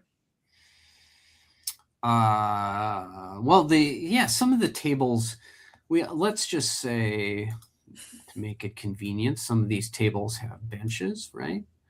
So the one that's just quit by Killimax and his 2 frenemies, let's say they had benches. Okay. So I don't want to take up too much, time on my turn here.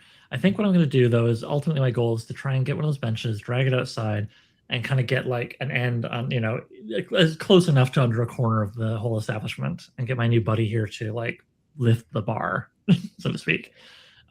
So yeah, that's my goal. We'll see how I get on that, I guess. But I feel at this point I should pass on to one of the others. Very good. Very good. Kathazar, what are you doing? Well, Kathazar read somewhere that if you give a lady a piece of cheese, she'll be very enamored with you. So I'm sliding my plate over, like, and offering some cheese, and asking this lovely lady where she's traveling to and where she's been, and isn't it it's quite dangerous on the river this time of season, and all that sort of stuff. Yeah, she says, to make a long story short, she says, "Oh, it can be quite dangerous on the river. That's true. There are things in the water and so on. But I love the stark beauty of the moors here, and there's all sorts of interesting sights and sounds. I travel alone often, and these rustic fellows from yon village over the hill," she points at these guys with the strange boots, They make the most incredible curly-toed footwear that must be seen to believe. Although, depending on which color you wear and how long the curls of the toes are, there's of course an entire caste system in their village, which one has to be careful to navigate correctly. But still, it's most interesting, and the footwear is of great quality. Right. Wonderful. Yes. I'll have to check it out sometime. Cheese? Oh yes. Have you finished your wine sampler? Yeah, I finished my wine sampler. Okay. Well, you can take personality and a point of luck, and you're -1 on your saves. I don't need to roll anything. I don't need to roll. Oh no. Okay. No. It's just called drinking. There's great. She's not really totally. She's sipped delicately at her hyperglossum. She's not really, getting too deep in that. Or maybe she's just a slow worker on that. But she's sipping and she nibbles at some cheese. She keeps looking kind of over at the door. Quillimax, of course, thinks that she's looking at him. Nobody's really sure except maybe me, which is true. Quillimax, what are you doing? There were other people in the bar that I probably missed. Who else is in the bar? There is a table with the wizard and his 3 underlings in their black robes, and this guy is now, he's starting to say, and that's how I slew the Gru. And here, he definitely wants everybody to pay attention to him. He pulls out this little knobby skull, and here is the skull of a Gru, and everybody kind of looks over in his direction. Does it look like the skull of a Gru? Yeah, you've never seen a Gru very close before, but you would admit the possibility it could be the skull of a Gru. Yes. Mm-hmm. Okay, I was going to call him out, but if I don't that's know. What I was going to do too. That could be. That could. That doesn't mean that it is, or that you couldn't. Could I have an intelligence check of some sort to see You have a Pandec talent as a magician, so you can roll a d20 plus your level, which is I believe 2. And you can, if depending on your and my luck modifier, so +3. Yeah. Okay. With a +3, I rolled a 20. Ooh. Okay. Very nice. Let me just double check his gear.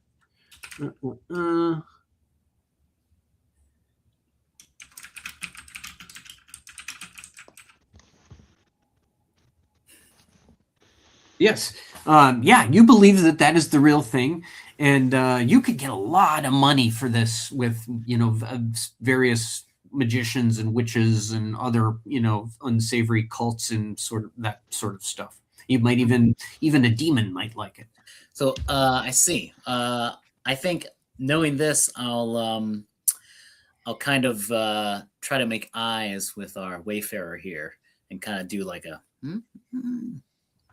we've traveled together enough to know that this perhaps the signal means money. So there's the magician with this who's showing off this thing with his 3 underlings. There are the 2 vat things at a table, and there are these villagers with these weird, colorful, pointy-toed boots, as well as Kathazar and Zetest at the bar, and Pluvum behind the bar.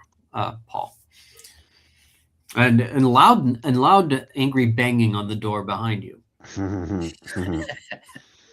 which will continue. He will approach the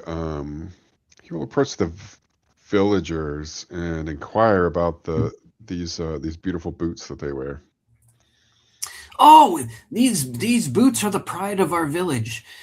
For each of us labor at the trade of cobbling, except for the most despised among us, who are innkeepers and carters, and but everybody else is a carter. We sell these wonderful boots here upon these docks, and we are fortunate to be well provided for due to our meticulous industry. And how would a man acquire such a beautiful pair of boots?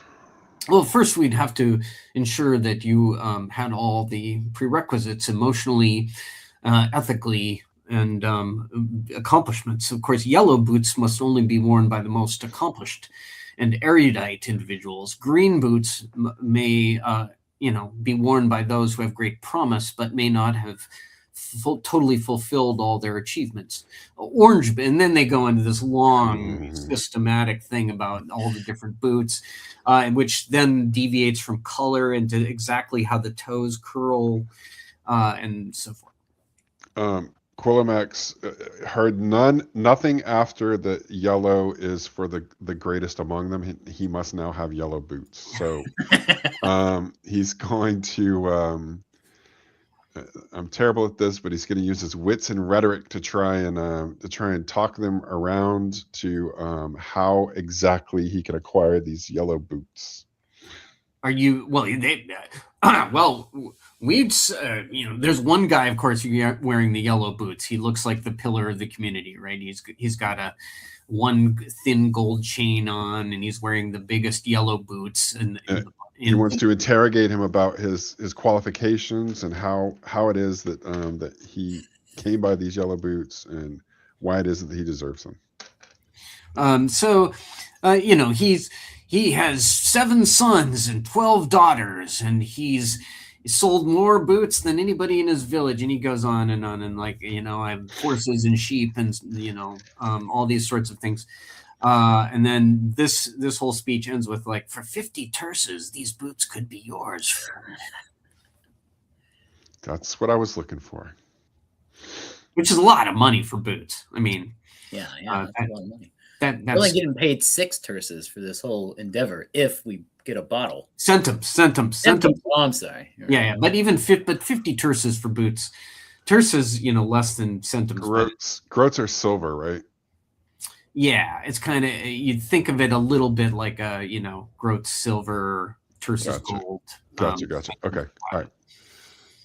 Okay, so he wants to continue this talk and somehow pull in one of the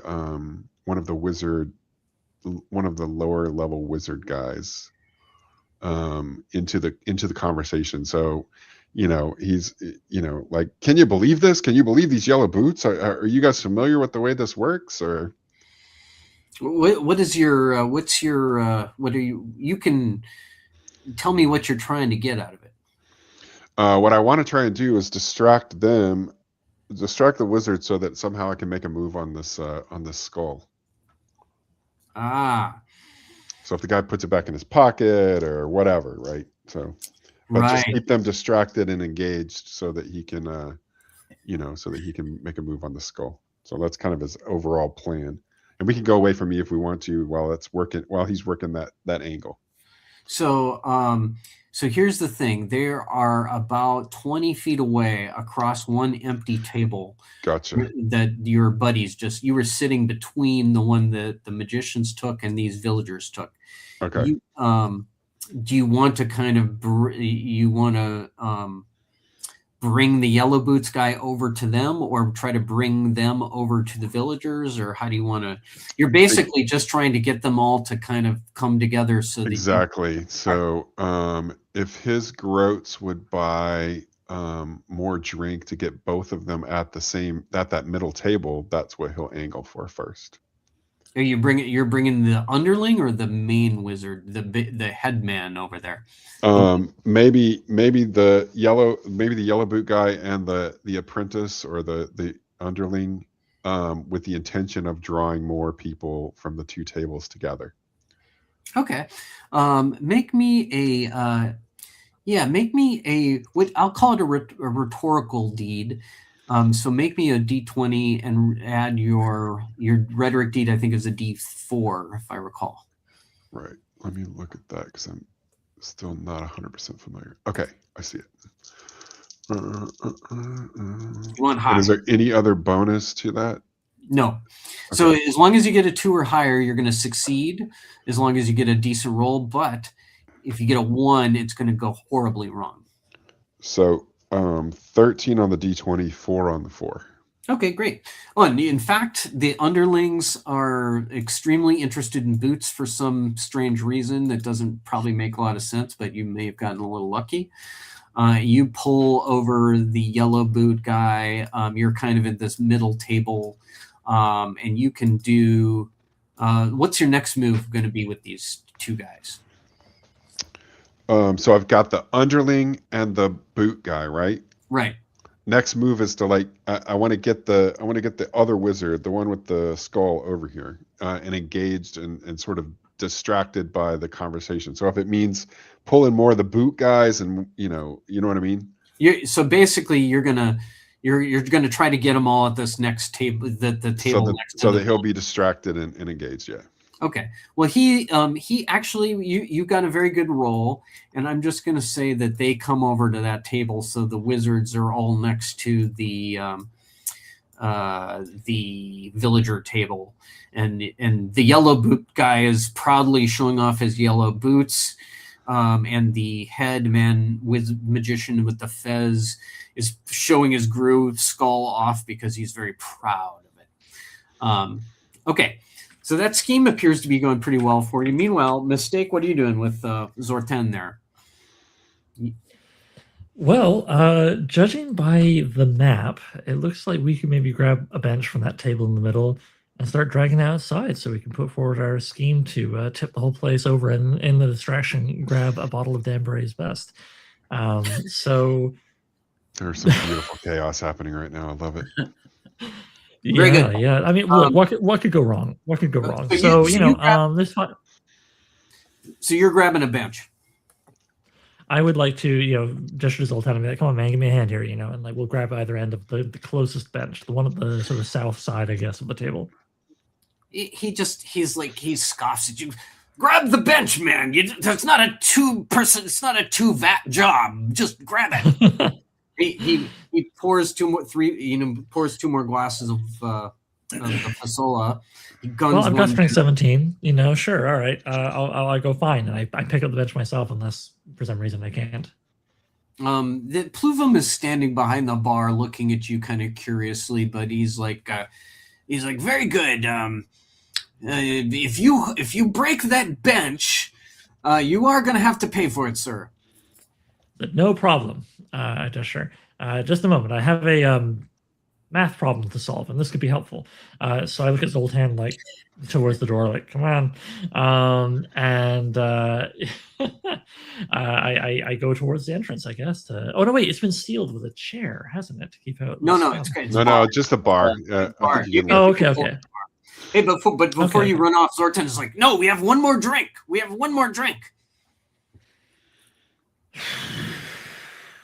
So he just guns his down. Just make his head uncomfortably large and then abandon him. But you know what? I've been doing pretty okay with the drinking, so fine. I put the bench down, kind of like whatever, beside the table, fed up, and I grab the third glass and just almost like kind of pissively, I'm like, and I chug it. So I guess I'm rolling D20 again. You got it. And I've been rolling pretty well so far. Surely my luck will never run out. And you're -2, I believe. Correct. But if I roll a 20, who cares? Correct. So I rolled a 20. If 8 now signifies 20, I rolled an 8. And so I got a 6, I guess, with my penalty. That's good, right? What is do you have any fortitude save on your sheet? I can look that up. Pardon me. I do. I have a +2, so I guess that evens out to an 8. To an 8, exactly. Okay. Your stomach is kind of rumbling, and you really don't feel awesome, but you're keeping it together barely. Meanwhile, Zoltan, roll me a D6, please, Oliver. Oh yeah, okay. I got a 6. Okay. Zoltan, I don't know if that's good for me or not, but emits a horrible belch that everybody just, like a record scratch, everybody just stops to look at him. And he puts his glass down on the table. He kind of shakes for a second and sways on his feet. And he says, I shall drink no more of this stuff. Never again. Sounds like a familiar vow. I recall saying that to a bottle of tequila. All right, and then he sort of stumbles toward the door with you. Are you opening the door? I guess so. I'll drag the with my free hand. I'll drag the bench, and I pull open the door. Pardon me, with my other hand. Okay, very good. You open the door. You take the bench out there. There are these 2 fellow philosophers out there, Anquin and Garm, staring at you, holding a bench, and Zoltan just kind of stumbling out behind you. They look like they had something in their hands. But when they saw Zoltan kind of looming up behind you, they quickly tucked whatever it was like back in their little leather jerkin. They're like, "Oh, hello, fellow. Hello, fellows." I look at them both and go, "Watch this!" And then I assuming Zoltan follows me, I direct him to the, I guess, bottom left, south, west corner of the whole place. Sure. Yeah. And I will then endeavor to try and like kick out some dirt around where the corner of the place meets the earth to create like a little divot I can stick one end of the bench into for leverage. Okay. He kind of flips the bench on its, upside down and kind of sticks the end of the bench into this divot that you've created. The 2 philosopher guys quote unquote, are staring at you and both in wonderment at this point. And he's like, he starts pressing it up and down and sort of seesawing it. Zortan does, and is like, I need a fulcrum. I can't get any leverage like this. We need a fulcrum. God damn it. Yes, of course. I briefly consider using my own body, just getting on my hands and knees and being the fulcrum upon which he can turn the world. But God, this is a math issue. As the creation of Pandaloom of all creators, I should have fucking seen this. I go, just a moment. And I start heading back towards the bar, racking my brains for what I could use. I guess another bench. Yeah, that's it. When one bench can't solve the problem, two benches surely. It's an old saying, I believe. So there's a bench on the map on the left-hand side, west-hand side, I guess, of the central table. Is anybody sitting on it? No, I mean, everybody's kind of milling around where Quillimax is there. Great. So fast as I can with my strength of 17, I'm just going to kind of barge in just with a purpose, focused. Stop me at any point, obviously. Grab one end of the bench and just wrench it and charge outside. Okay. Does anything happen along the way, or do I get away with it? Then Pluvum is looking at you like, where another bench? You'll be on the hook for both of those. I said that's fine. Now, as you come out, you come in and you're hurrying. I've got you loud and clear, but as you pick up the bench and everybody's kind of looking at you, and you turn around with the bench, you hear somewhat of a loud to-do outside. Oh no. And there's definitely like, oh yeah, no, you knaves! I won't be taken so easily. You absconders, kidnappers, and pilferers, and such like. And the other guy's like saying, "You should give us your utility. This is where you prove your value by yielding your goods." And such like is being said out there. So everybody kind of stops and looks out there. Nobody seems especially worried about it. We know what Quillimax is doing. So, Cathazar, what are you doing at the bar here as all this is going on? You see Pluvum kind of cranes his neck over the bar to see, and he's like, my benches! Cathazar, what are you doing? So, I'm a little dejected because the cheese isn't working quite as well as I read it would with this fair maiden. So... what am I doing? I guess I can see where he keeps all these bottles, right? That we want. You can see that he's got a rack of 5 fancy bottles. That these are the ones he gestured at that were his really fancy one, and that supposedly the Danbury's Best is amongst those. Okay. And they're in a locked cabinet of sorts. They're sitting out on just this very special carved rack with little demon faces on it, and it's just it's like 12 feet away from you. Okay, very nice. Yeah, I think I'll point the conversation towards with this lady towards Danbury's Best and ask her if she's ever had it before. Oh, it's a wonderful vintage, of course. Danbury's Best is, in fact, a supreme treat, not to be squandered. Well, I would love to taste some. Right. Should I give up my Proscadel necklace? I mean, it's a priceless vintage. Well. I was just about to mention that necklace. Actually, it seems quite valuable. Indeed. Perhaps you would like to get a closer look at it soon. Oh,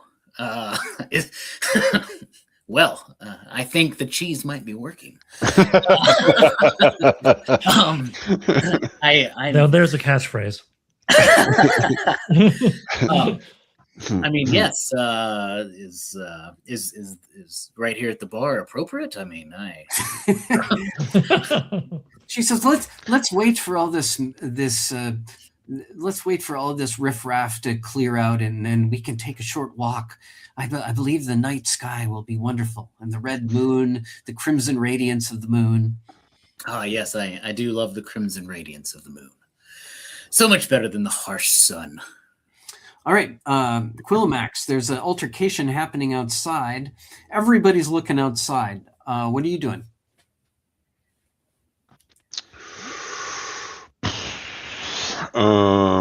So does my gambit get him to ignore his skull, or is he still enamored and trying to show everybody that his skull is better than these shoes? He does show it, but just he kind of tucks it back in his robe when he they're kind of showing him off, and after he's said his piece about how he had to beard the grew in its lair and all, he tells a long story about it, and then they're like, well, these shoes are and blah blah blah. So anyway, he has tucked it back in his robe. There are certainly opportunities there if that's what you're after. That's exactly what he's after. He's a straightforward man. Very good. So are you just trying to do a pickpocket type thing here? I believe so. Yeah. So let's take I think that is going to be a He's level 2, right? Yeah, we're going to call that a straight up deception roll. So your bonus is +3 on that. Got it. And I'm going to give you +1 for your high agility as well on this. All right. So +4. 16 total. Ooh. Okay, very nice. So you have so Quillimax has kind of stuffed his Quillimax has kind of sidled up to the lead wizard in the fez, kind of slipped his hand without looking at all, keeping his eyes totally away. Gesturing towards the shoes. And speaking to the villagers, darted his other hand down into the robes and pulled out this Gru's skull, which is warm to the touch, by the way. And where are you putting it? He is going to palm it, say that he's going to go get another pitcher of whatever we're drinking, and then go over and place it in Calthazar's pocket. So are you doing this so he notices or so he does not notice? Let's say we do this quite a bit. So yes, he will notice. Okay. So Calthazar, you're sitting there talking to the gal, and she's talking about this wonderful cheese, and as you're doing this, Quillimax comes up to the bar and he's talking to Pluvum and getting some wine, and he's like slipping something into your wizardly robe pocket, which he has done before. Now you're not 100%. You kind of probably at this point can guess what it is because there's only one thing those guys were waving around, and it's not a boot in your pocket, right? Mm-hmm, mm-hmm. You can of course try to stop him. What would you like to do?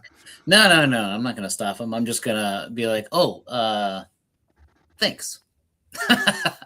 So as I was saying, right. Oh, I see. It's the cheese. Right. All right. And then he goes back. Oliver, roll me a D6, please. All right. 1. Is that good? Let's see. We got Zortan, we've got Yankwin, and we've got Garm. So you come out here. Are you going out? What are you doing? Well, I mean, my thought was I was coming out with the bench to use that as a fulcrum and get the whole thing rolling. Let's tip this place over. Okay. But it seems like my strongman has been distracted by a couple of goons. Yeah. So actually, you see Zortan is laying face down in a pile of vomit. One of the philosophers is shaking and his neck is bent at an unfortunate angle. and the other fellow, Garm, the shorter guy, is staring at you, and he has got out a weapon, which I believe is a dagger, but I'll double check here. Yes, he's got a dagger out, and he looks at you, and he's just like, "Put down that bench and give me everything you've got." He looks pretty encouraged by the fact that he's managed to somewhat slay this drunken vat thing. Damn, so he's proper dead, huh? I mean, he's bleeding and vomiting, and the thing that's been mumbling under his chain corselet is like, "Yes, I'm dead. Can't you see? I'm dead." Oh man. Well, I feel that that's one of my people, and I really wanted to meet that little guy, and this is not how I want to meet the little guy saying, "Yes, I'm dead." You know what? I'm not gonna. I was contemplating while it wasn't my turn. I was contemplating saying, "Fuck this shit," dropping the bench, going inside, doing a whole new angle using my magic. But you know what? That thing's got to stay together. So, and I've got strength 17. I can probably use this bench. I mean, you tell me if I'm wrong, but I feel like I could clobber this guy with it, maybe. For sure. So I look at him and yeah, like I'm here ready, So I figure I look at him and I just go, you know what? I'm gonna have to bench you, and I swing as hard as I can at his head with one end of this thing. Roll me initiative. And then as I do that, I think I should have said it's time to take a seat. Fuck, shit, fuck. I always fuck this up. And roll initiative, please, just because he's ready for you. You're ready for him. Okay. So I don't think I get an initiative bonus. Probably not. So just straight D20, yeah. Yep. All right. Holy shit! Not a joke. Natural 20. All right. Oh, very nice. I'm ready for this guy. Initiative. So roll me an attack with the bench. Okay, so it's an improvised weapon. I didn't have that in my bingo card tonight. Yeah. Sorry. Very big club, two-handed club. I don't know, but I'm gonna roll to attack. I've got strength +2, so my melee attack is D4 +3 plus D20. Okay, so let me roll that. 1 D20 plus D4 plus 3. Good thing I have bonuses. So I rolled a total of 12. I might just do it. I will happily burn luck if it makes the difference, but you can burn. Yeah, you do. You are gonna miss. Do you want to burn some luck? Yeah, I've got 2 points of drunk luck. 3. Oh, you got drunk luck. Yes, indeed. Yeah, I'm gonna burn all 3 drunk luck points. Fuck it. Very nice. You have clobbered him with the bench. Roll me damage, please. We'll call the bench as a D5. D5. All right, I got strength with a +2 bonus, so I guess that's a D5 +2, unless I'm corrected. Not bad. I got a 5. So nice. Total of 5. Oh, nice. You took a piece out of Garm for sure. He is not completely clobbered. You smash him over the head and the neck and shoulder. Roll me a luck check, please. Okay, so after my drunk luck is burned off, I have a pretty even Steven luck of 10. So let's see if I get equal to or under that, I guess. You got it. I have to pay for this bench. I rolled a 6, so I got under my luck. Okay, so the bench did not break over his head. And he goes at you with this dagger, and he completely misses. He may have been a little in his cups, too, because his rolls are just shite. As he misses, I say, is this what it means to be in Garm's way? Anyway. Oh, wow. Okay. All right. I'm out of here. Are you clobbering him? That's what I'm really playing at tonight. Are you clobbering him with the bench again? Absolutely. All right. Roll again, please. So D20. Much better. I rolled a I rolled a plus D4. Pardon me. Wow. Okay. So altogether I got a 23. Oh, wow. You definitely hit. Roll damage, please. Feels like that hit. D5 plus my bonus. Right. So D5 plus 2.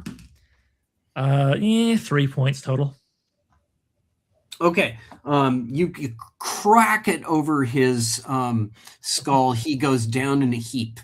And he lays next to the tall guy who looks like his neck had just been broken by Zortan. So you've got some XP from a combat there. Nice going. I'm going back to Quillmax and Just before we do, can I commit to an action and then we'll resolve it later? Certainly. I would like to commit to doing CPR on the little thingy that's growing out of Zortan. I'm Okay, gonna save his life, goddammit. Yeah. You're gonna have to take off his chain shirt probably, but yeah. Well, we'll figure it out when we get there. But I just wanted to put that in the mix before we. Okay. All right. Yeah, absolutely.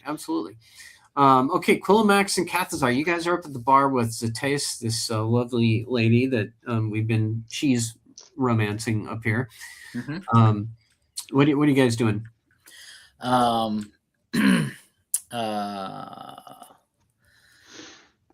will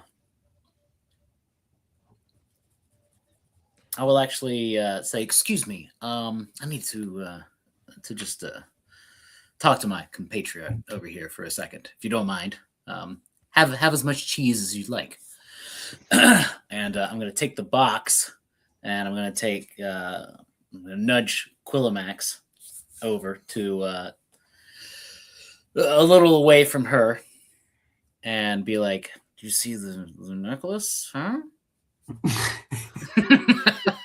That was not the first thing I noticed, but yeah, now I do see it. Yeah. I understand. A little distracting, but it's worth a lot of money. She wants to go for a walk. Oh, Maybe, right. I don't know where I'm going with this, though. I need to. This is, you're this kind of schemy one. So, that's a good question. So, what do you think the skull is worth that's in your pocket? Do you think we can trade it for the wine? Oh, I don't know. Let me just reach in and kind of like I've got big flowy robes, so I'm just gonna kind of look at it, peek down. I mean, it's worth a ton of friggin' money. It might be worth a centum to the right person. Okay. Oh yeah. And I'm like, oh yeah. Now, whether this bartender wants it or not, I don't know. But we got to get these guys out of here. We said the bottle was worth 5 centums. Is that what he told us? Yes. Okay. I see where we're going with this. That's first sale, right? Right. Opening offer, but Right. So how could we get this necklace off this lady? How much cheese do you have? It's all about. Let me make a cheese roll. Yeah, it's all about the cheddar of a sort. Yeah. I mean, if she Now, eats enough cheese, she might fall talent? asleep. What if I could take my talent of making coins? Instead of making coins, I could make cheese. Well, how much cheese do you need? I can buy more cheese. Okay, we can. Maybe I was over enthusiastic about the cheese. Now I can't really think of how we could use it. I was thinking maybe I don't know. Maybe when you could tag along with us as we go on our walk. Shadow us, and then I'm not that kind of guy. Sorry. No, not like that. Not like that. Oh. I mean, no shame. Just sit in the shadows, watch, and then when the appropriate time comes, the appropriate time. Yeah. Right. I'm peeking back at her right now. What's she doing? While we're discussing all this. Oh, she's looking at you fondly and blows you a little kiss. Oh, wow. Yeah. This isn't going to go well. It's perfect. It's a perfect plan. Okay. I'll snooze her. She'll be swooned. Quillamax, make me a luck check, please. Luck check is under, right? Yes, add or under. Okay. My luck is 12. 7 on the dice. Okay, you're good. Yeah. He hasn't noticed that his shit got stolen, right? I'm assuming that's what that was for. Maybe. So yeah, so you go for a walk. I hide at a place, appropriate time, something, and then we get the necklace. I got it. Let's go. I've had worse plans. Maybe we just go for a walk fear on the pier, right? And then so we're not so far away. Oh, she walks a the little necklace. further Yeah, than well, you. well, I could like maybe she walks a little further than me. Oh yeah. Long walk off a short pier. Then when you save her, you feel have like to we're save getting her distracted. by Gotta pulling grab her the by the necklace. Exactly. Yes. Okay. All right. I There's like the plan. I like it. Okay. All right. Okay. Are you so let's cut to the chase, and Kathazar, I think you are gonna have to kind of take the lead on this because you're leading her out of the tavern and so on, right? Sure. Yeah. So, So are you but Quillimax, one question for you. Are you leaving first and setting up, or are you trailing them out? should trail out after us. Yeah, I think that's probably best, just in case something goes further south than I expect it to go. Okay, very good. So, I mean, what could go wrong? I mean, there's something in the something. I'm assuming that's where it's going to go wrong. Right. Okay. Everything else is very well planned. The two ends are very well planned. It's just the middle part. Should I give you the box for now? Yeah, sure. Okay. Why not? The box we haven't opened. Zatais actually looks at she's like, "Oh no, you should take the box, Kathazar. That's your box, isn't it? Do you really trust this rogue? Oh no. Here, let me hold it." It's fine. It's fine. He's Your charge is extravagant. He's a friend of mine. I'm okay. Oh. Okay. Well, very well. Very We well. don't need a box to enjoy the moonlight, do we? Of course not. Well, let us go. It's just an old rickety thing, anyways. She takes your arm and she walks out of the bar with you. You walk out just as you see the mistake hunched over the body. He's rolled the body of the Sorkan over. And it's a lover's night, I think. I say and Oliver, the chest has this kind of like worm-like thing with a head on the end of it, right? And it's like, sure. I mean, I've seen it all. I'm a that thing. I came out of the lab, right? And it's like Eraserhead, baby. It's like, take me out. You gotta pull me. I look and I go, will that make you live? Nobody knows. Otherwise, I'm attached to this corpse forever. I sort of wonder. I'm like, wait, which should I be doing the CPR on? And I kind of can I like roll Zortan's mouth out of the vomit and just like check for like air like passing? Oh, it's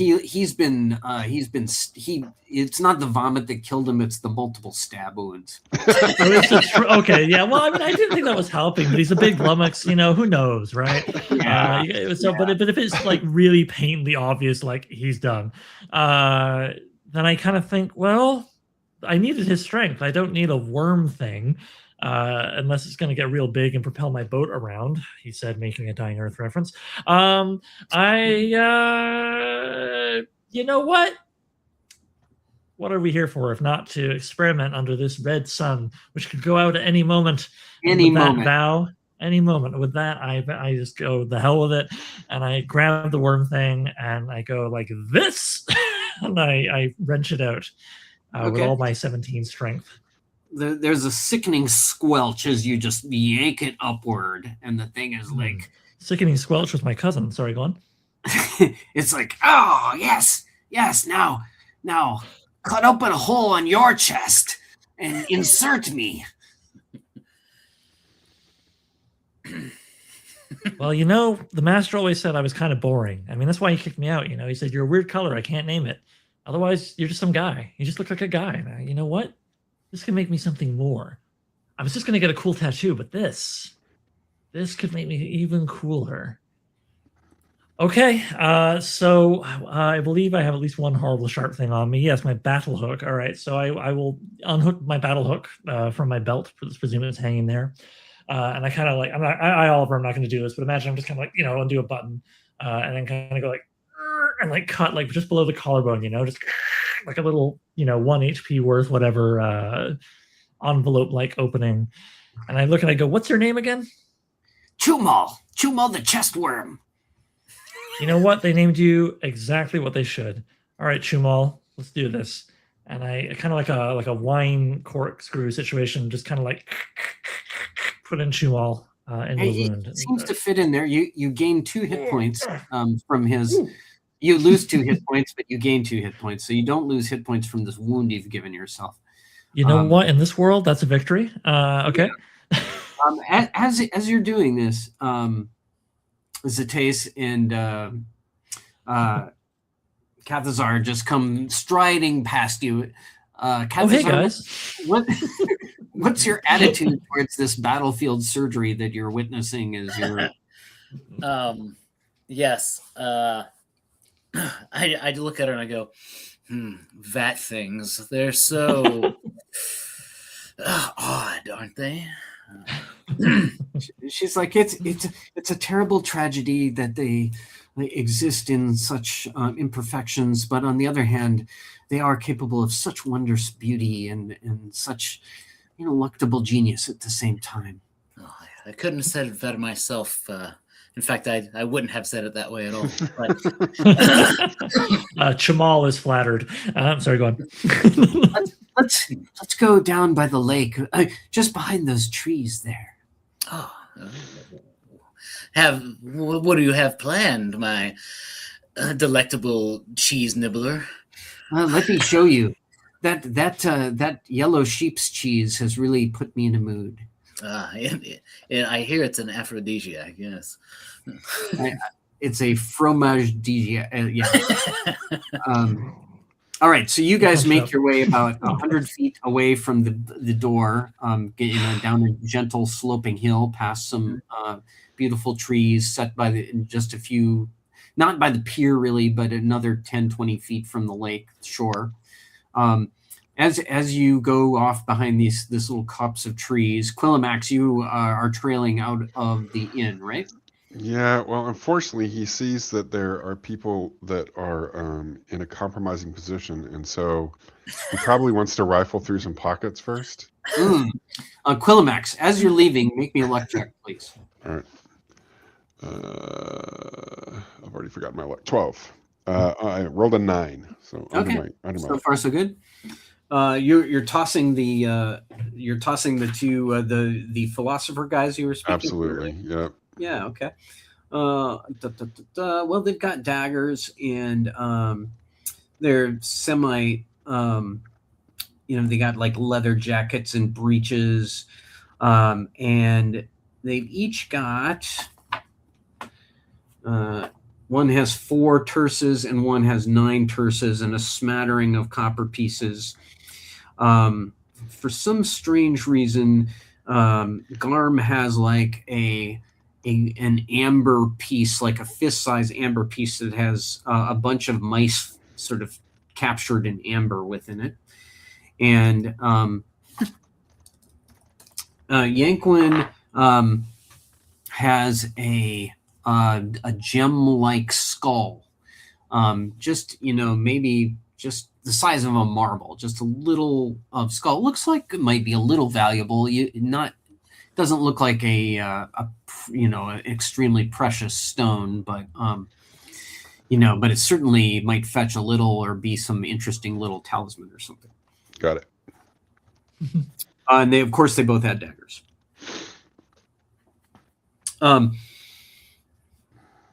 The long and short of it is he kind of abandoned his friend for a bit. So make me a luck check, please.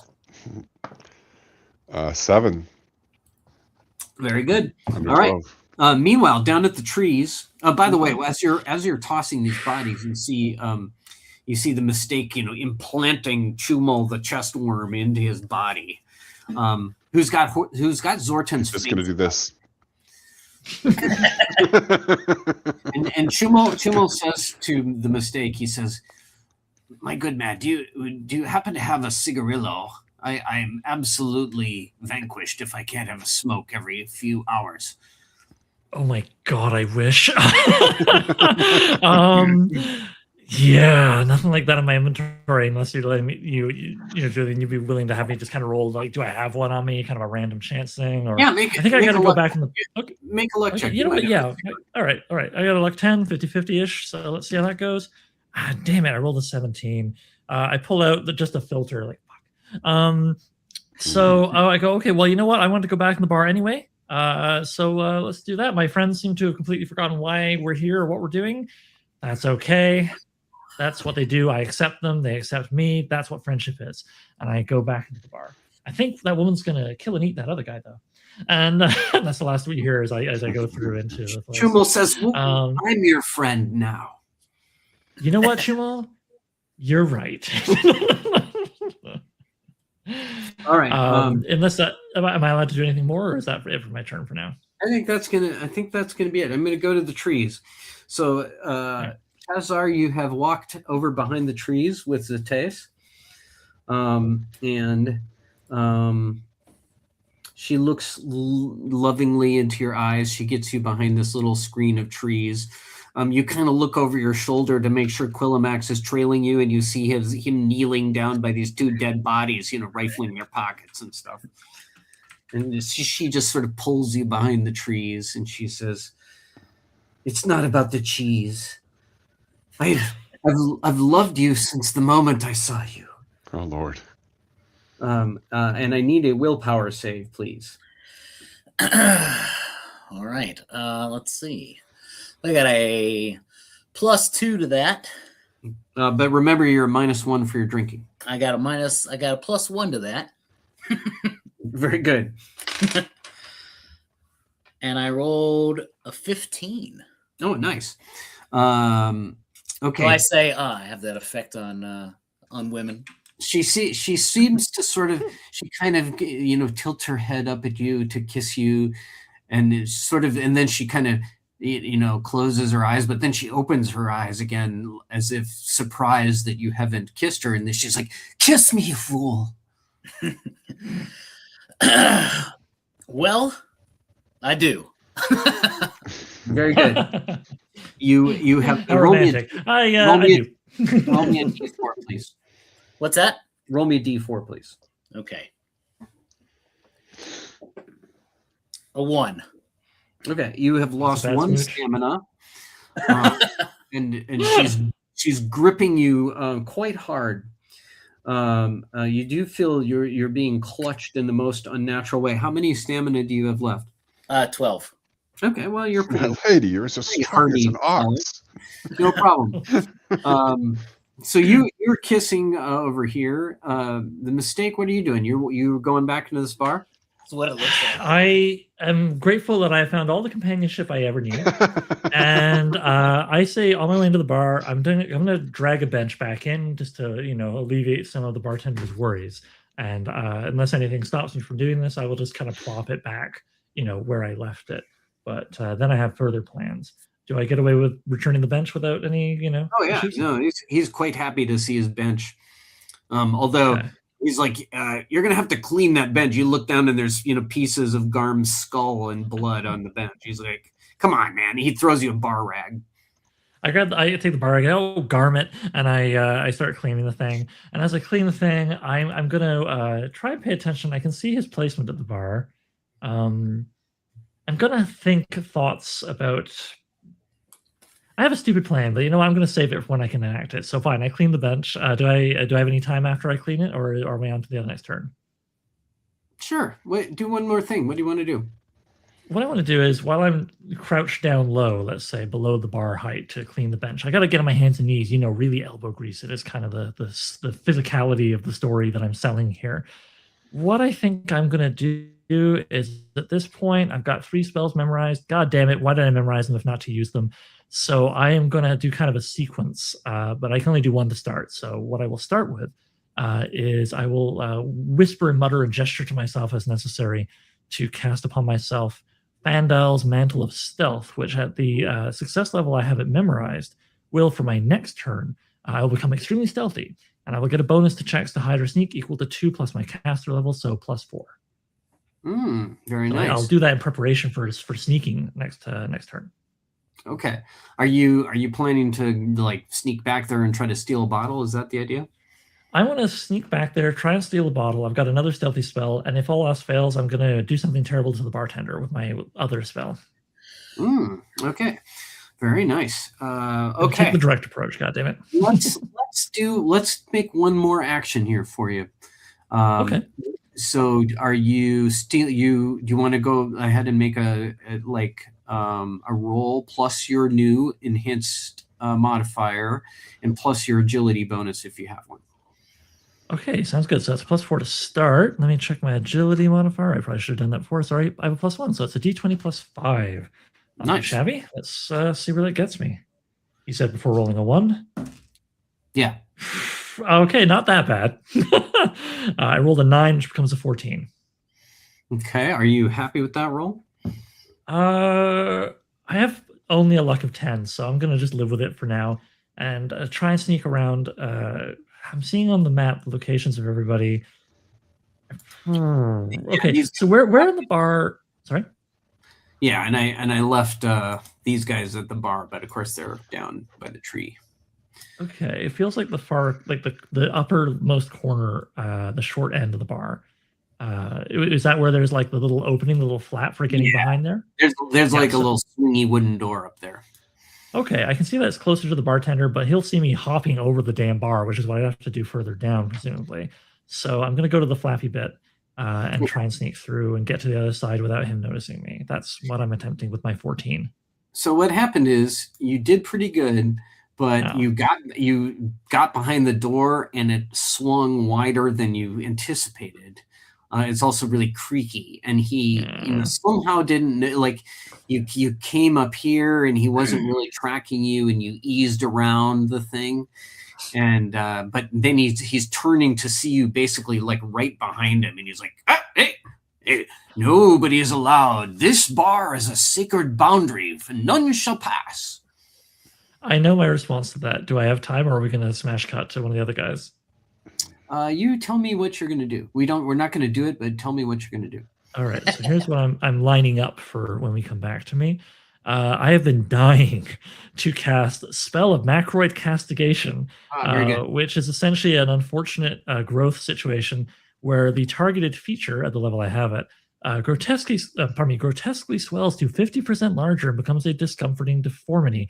Actions taken that are directly impacted by the growth suffer a -2 penalty. Now, game rules wise, that's okay. But in terms of just having a good time, god damn it, I gotta cast this.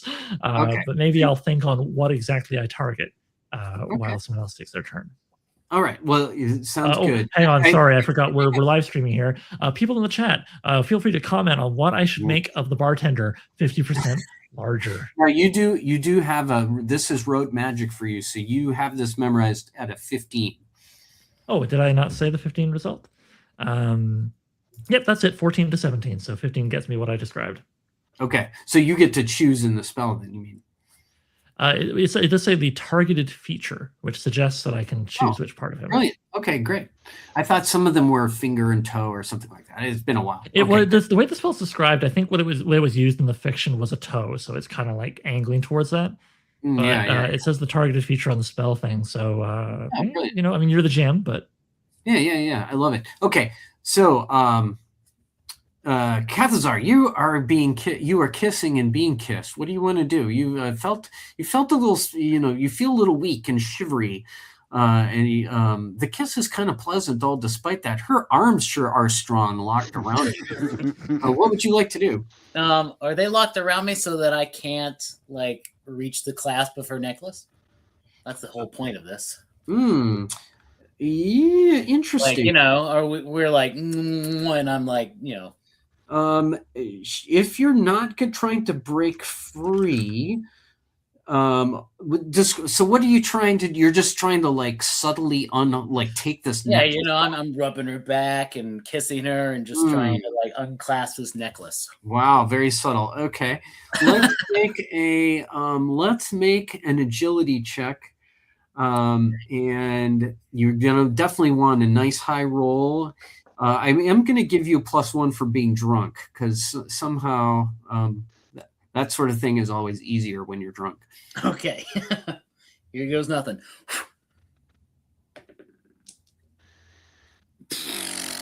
7. Yeah, no dice. She feels your arm kind of slipping up there, and she just like grips you very hard as you're smooching away. Roll me a d4, please, Captain. Oh no. 4. Ooh, that's good and ugly. So you have got to 8. 8. Yep. 8 stamina, I believe. And 8 stamina is going to be if I recall correctly, it's going to be a loss of 2 hit points. Ooh. Okay. Because you are because you're now got a minus on your. Is that correct? 8. Yes, your modifier is -1 on your hit dice, and so being level 2, you're going to have a -2 to your hit points. All so right. She's sucking your stamina away. Quillmax, what are you doing? You seem you shook down these guys. You got all their stuff that you cared to take. You see them. He got a little embarrassed because he got so distracted, and so he's going to hot-foot it back over towards the area where they went. I don't know if he knew exactly where they went. Oh, but I also wanted to show this. I actually have a little gem skull that was sitting right here wow. Oh wow! Okay. on my counter. So Nice. Crazy. So Nice. anyway, yeah. So yeah, he's gonna hot foot it over in that direction, and not absolutely sure where they went, but because they were supposed to go to the dock, I thought, but he doesn't see They went. them there. They just. You saw where they went. They just went, Okay, good. walked down around some trees. So you hustled down there. You see that they're embracing. They're having just a lovely embrace. I'm gonna Is he not? make me a luck check, Kathazar, please. Oh, me. Okay. Yes. Let's see here. I got a luck at 8. Yep. Sounds about right. I'm pretty sure I rolled a 20. Okay. Quillamax, you're not able to tell, what's going on besides that they're just Obviously he's in the throes of passion. Yeah, they look very passionate. Hands are moving. That bodies cheese are definitely did its work. So, Both of them. Quillamax, what do you want to do? Well, I guess he's probably gonna wait for his opening. There was a something, so he's gonna wait for probably the second something to actually act. So, but while he does that, he will load his arrow gun. Okay. With a flaming arrow. Oh, nice. Okay. All right. So, okay, interesting. So is that an arrow that's actually on fire, or does it burst into flames when it hits?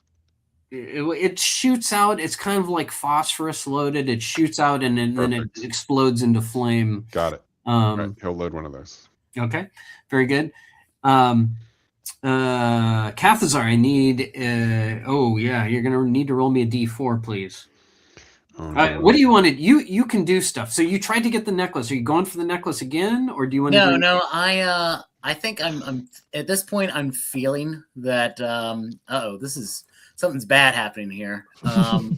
Or so something good, you're not sure. Is this love? Yeah. Baby, don't hurt me. Okay. I feel less and less. Is this the right kind of love? So, yeah, I think being a magician, I'm like, oh no, not again. It's always these. This is high school all over again. This happened to me. 1 minute you've got the cheese plate, the next minute your stamina is all. Yeah. I just don't have the stamina like I used to. Right. So I'm going to spend burn a point of personality to discard my 12-fold bounty spell. And I'm going to I think I'm going to bump up the what is it? Penguir's Triumphant Dyspasms to the next one up. Okay. And cast that. Now here's what you're going to need to do though to really be able to effectively, utter your thing. I have to get out of this embrace. Yeah, you're gonna. You don't have to totally get out, but you have to at least be able to move a hand and get your mouth free. Okay. So I require a strength check, please. Okay. Oh God. Oh God, yes. This is a strength of 7, -1. Luck may come into play or not. Although you're standing right next to the luck stealer, so we might actually see luck stealing for the first time. All right. Oh, yeah, I rolled a 1. Oh, Oh boy. all right. Roll me a d4, Kathazar, please. And Wait, so, oh, go ahead. What's that? Okay, no, roll me the d4. Yeah. Okay, Gonna need What'd you get? another magician. I got a 1. 1. Okay, one point. So you don't lose They any more hit do points. seem quite vigorous. Yes. You do. I don't. Make me a luck check, Kathazar. Let's see if he can notice you. How? Watch me roll a 20 again. 5 under the luck. So. Oh, there you go. So at this point, Quillimax, you can see he's kind of struggling here. It doesn't look entirely normal. We often struggle with our emotions. All right. I guess he must figure it out because he yells. Okay, so I had to write this out myself so that I could say it. Amarist, I would counsel a sudden and vigorous interest in the condition of your bootlaces now. Nice. Okay. Kathazar, what do you want to do upon hearing that? Yeah, I'll just you'll just hear this squeak of help.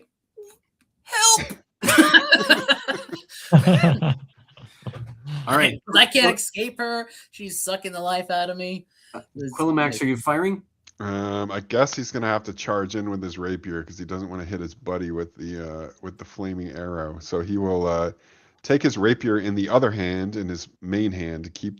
I don't know what an arrow gun is, but I'm assuming I can hold it with one hand, and he will attack with his rapier. Yeah. That's exactly right. You certainly can wield the rapier with the other hand. And he uses his agility for right for his attacks. So. Yep. 13's a +1, right? Yes. Okay, so +3. 12 total. Okay. Well, she's not real hard to hit because you. Oh no, sorry. She's not real hard to hit, but she does not appear to be phased by your weapon at all. The point does not breach her skin, even though you think you landed a pretty good blow upon her. So I'm going back to the bar. Up there, the mistake is Pluvum has turned toward you and said, "What are you doing behind the bar?" I've thought very, very hard about this. I checked the rules. It definitely has to be a very small kind of extraneous anatomical area, so I can't make one eye bulge out. For example, is something I was thinking about. It doesn't sound right for the spirit of the spell. But 2 things. First of all, Julian, you were not wrong. You can make it a spell for one area, and if you do that, you're specializing. You get another step up the die chain when you cast it. So there is a way to make it purely a spell of toes, let's say, which is the example.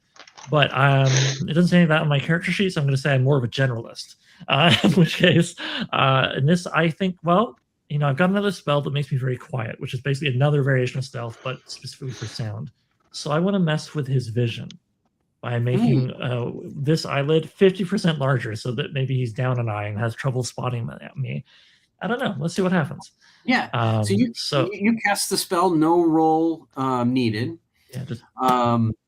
He's momentarily stunned because he has eyeballs flapping down his face here. It's how much bigger does it get?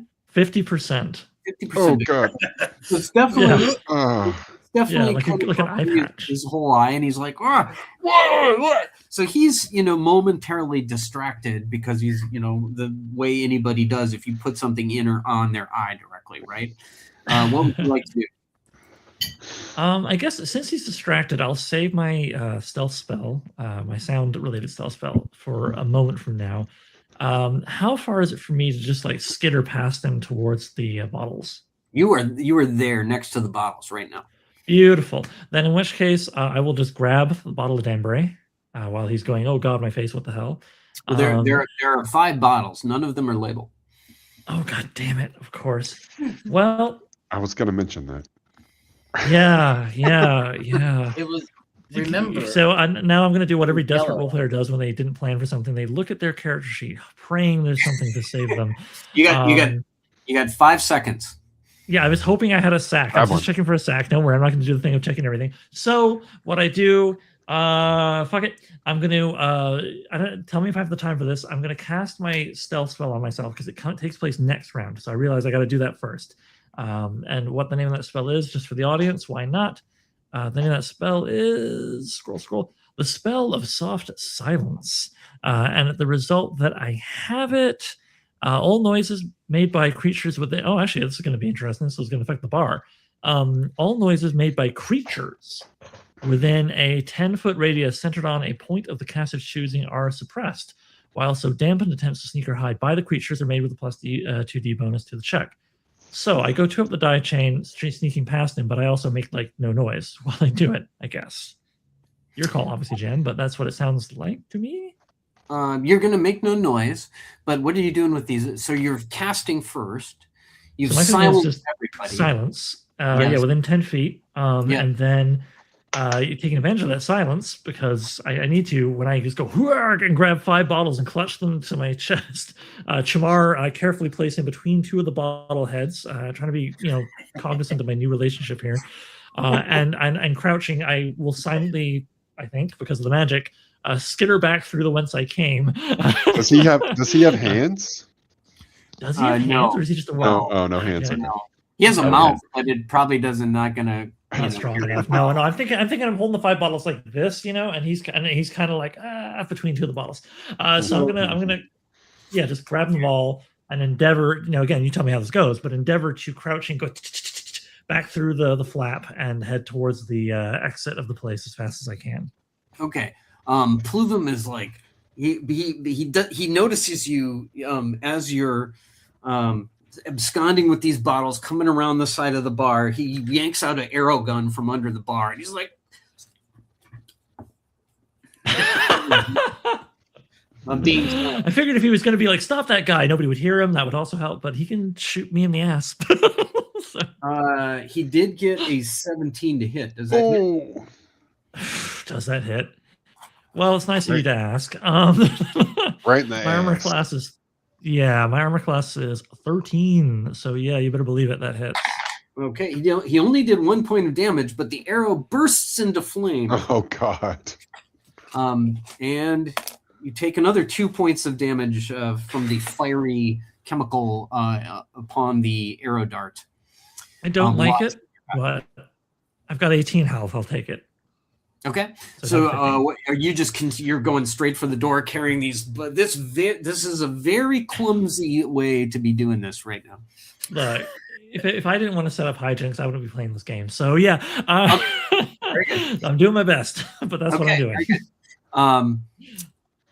You are running out of this bar, and meanwhile, down at the tree line, what do you? She's sucking your stamina, Kalthazar. What are you doing? I guess I'm gonna try to break free. I can't think of anything else to do here. So yeah, because I can't do my spell unless I get. You got to get free. I got to get free. So that's what I'm doing. I'm gonna give me a strength check, please. All right. Here we go. No whammies. Man, that is a 4. Oh, ouch. Ouch. All right. Question for the GM. Can I steal luck from her? No. Damn it. Now, if I were to burn luck on that roll, it probably wouldn't even matter, but it could make him do something, right? If you burn luck, he's going to roll to steal your luck. Okay. I don't know if that would matter or not at this point. So I'll just struggle. Okay. So I don't know if I understand how the steal luck thing works. So So when you roll, if you make your luck check, if Kathazar spent like 5 luck, you make a luck check. If you make your luck check, you steal Kathazar's luck. If you miss your luck check, he steals that luck from you and spends his luck, and he doesn't have to spend any. Gotcha. Okay.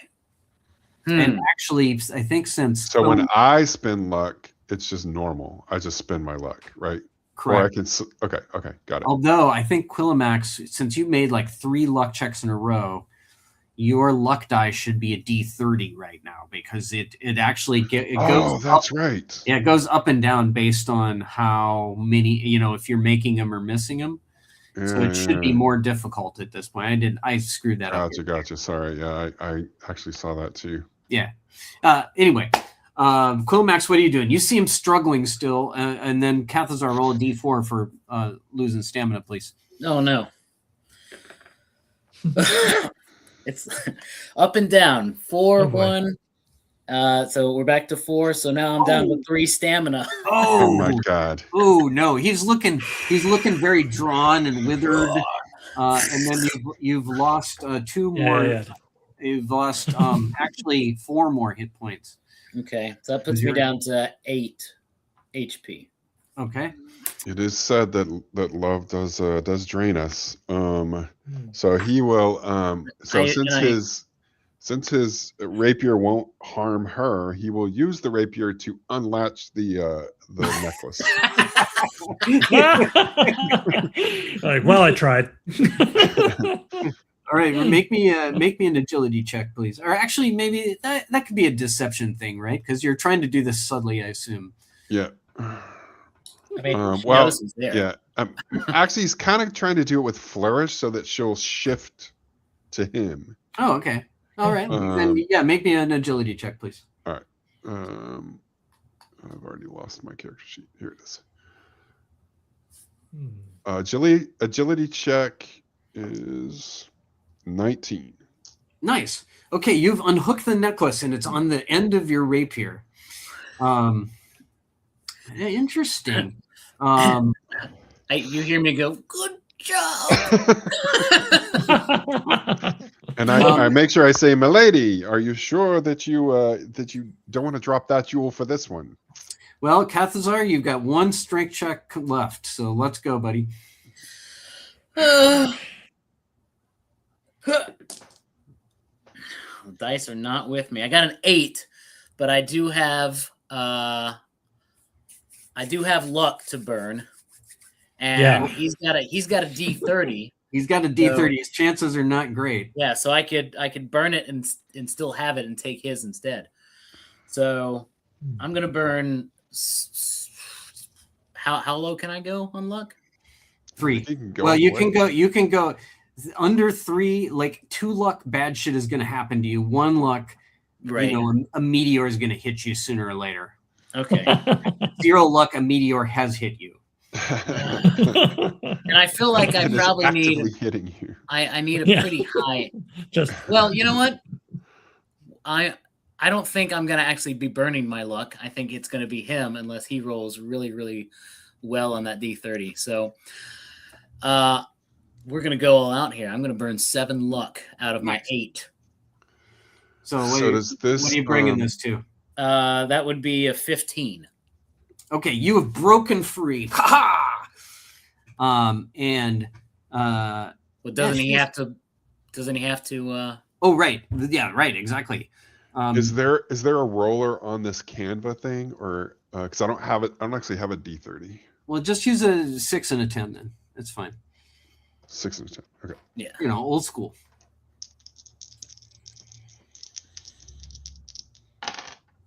Um. 12. 12. What's? Wait, that's over my luck, I think. So what's the 10 and what's the 6? Yeah, how does that work? I don't understand that. So it's a D3. It's essentially D3, right? So what's your 6? 6 is a 3. Okay, so you're in the middle. You're in the middle 10. And what's your 10? 9. It's a 19. All right, so that's well over my luck. So It's well over your luck. So All right.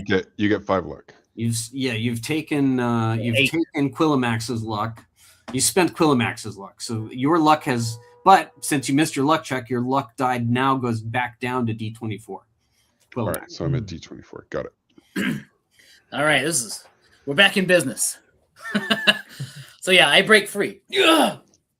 Yeah, she does not like the way that's going at all. So here's what we're gonna do. I'm taking two more shots at so you get out of the bar, everybody's gone. There's 3 dead bodies, and you see Quillimax fighting something behind a tree. He's got his rapier out, and so what are you doing, the mistake? I hold on tightly onto my bottles, none of which are labeled, but one of which is Danbury's. This is a tough one. I look at Chumar, and I look at my friends, and I look at my new friend. I go, Chumar, what do you think? On the way out, you get hit by another arrow for 4 points of damage. God damn it. All right, my ass. I'm down to, what did I take before, 2? 3? Yeah, it was a total of 3. So I'm down to 11 out of 18 points. Okay. And so, yeah, I give kind of a woohoo and like leap, I guess, with my ass on fire as I head out through the doors. I mean, let's really go full Keystone Cops here. But when I stop and I pause and I see the scene as you describe it, and I kind of go, the bartender's probably going to follow me outside and shoot me more. So that's kind of my problem right now. I see my friends. I go, what? They got it. So I'm just gonna try. There's not really a lot of hiding to be done out here, is there? I can like go around the corner. You can go around the corner of the building is right there. Is there a barge still at the docks or anything? Oh yeah, there's boats down there. Yeah. Yeah. So our ship that we use to get up here. I guess I look to my friends. I wish them the best. I say, I'll meet you down. I'll meet you at the place, and I wink, and like there's no way they saw me wink, and I grab the 5 bottles, and I carefully jog. I don't want to drop them. I mean, it's all over if I drop them, but I also don't want to get shot. So I head down with fast as I can without making any mistakes, maximize my advantages, minimize my disadvantages. Awful player, awful player, and find my way down towards the boat as fast as I can. However that goes. I'm so at night under unfamiliar terrain while Pluva. No, it's perfect. It's perfect. I'm fine. I want a DC. I want an agility check, please, as you're jogging down this hill in the dark.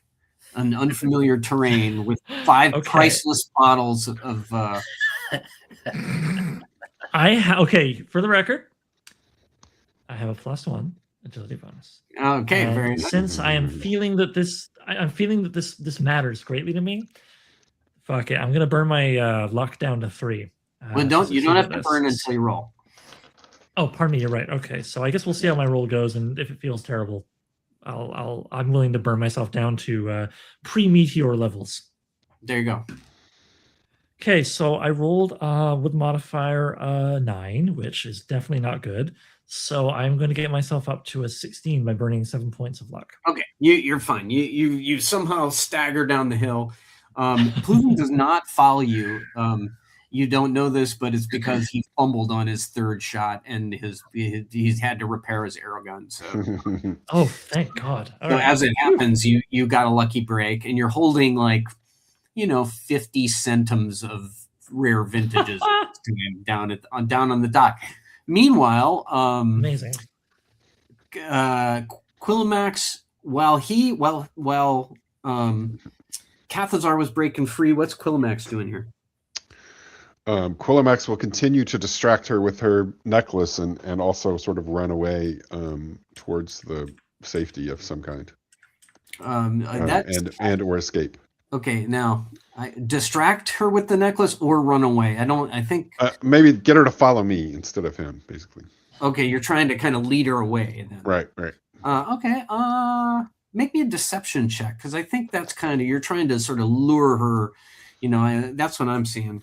He believes that, well, I guess he doesn't really know what happened specifically, but he believes that this creature might be affected by water. So he wants to try and lead her to the water. Okay, interesting. Because that's just his working theory. And I rolled terribly. It's a 5 and then +3. Is that right? Right. For deception. So 8. Right. You can spend your own luck if you like, although you just lost a bunch. But you do have you get 3d3, 4d4, 5d5, that kind of stuff. He will spend. So each point of luck, he gets some kind of dice or something? Each point you spend, you get that die. So if you spend 3, you get 3d3. If you spend 4, you get 4d4, and so on. I will spend 3. Okay.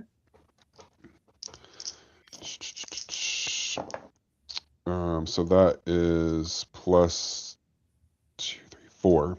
Okay. I already forgot the fuck I rolled. I thought it was like a 8 or 9 or something. I think it was 8. Okay, so your total is 12. 12.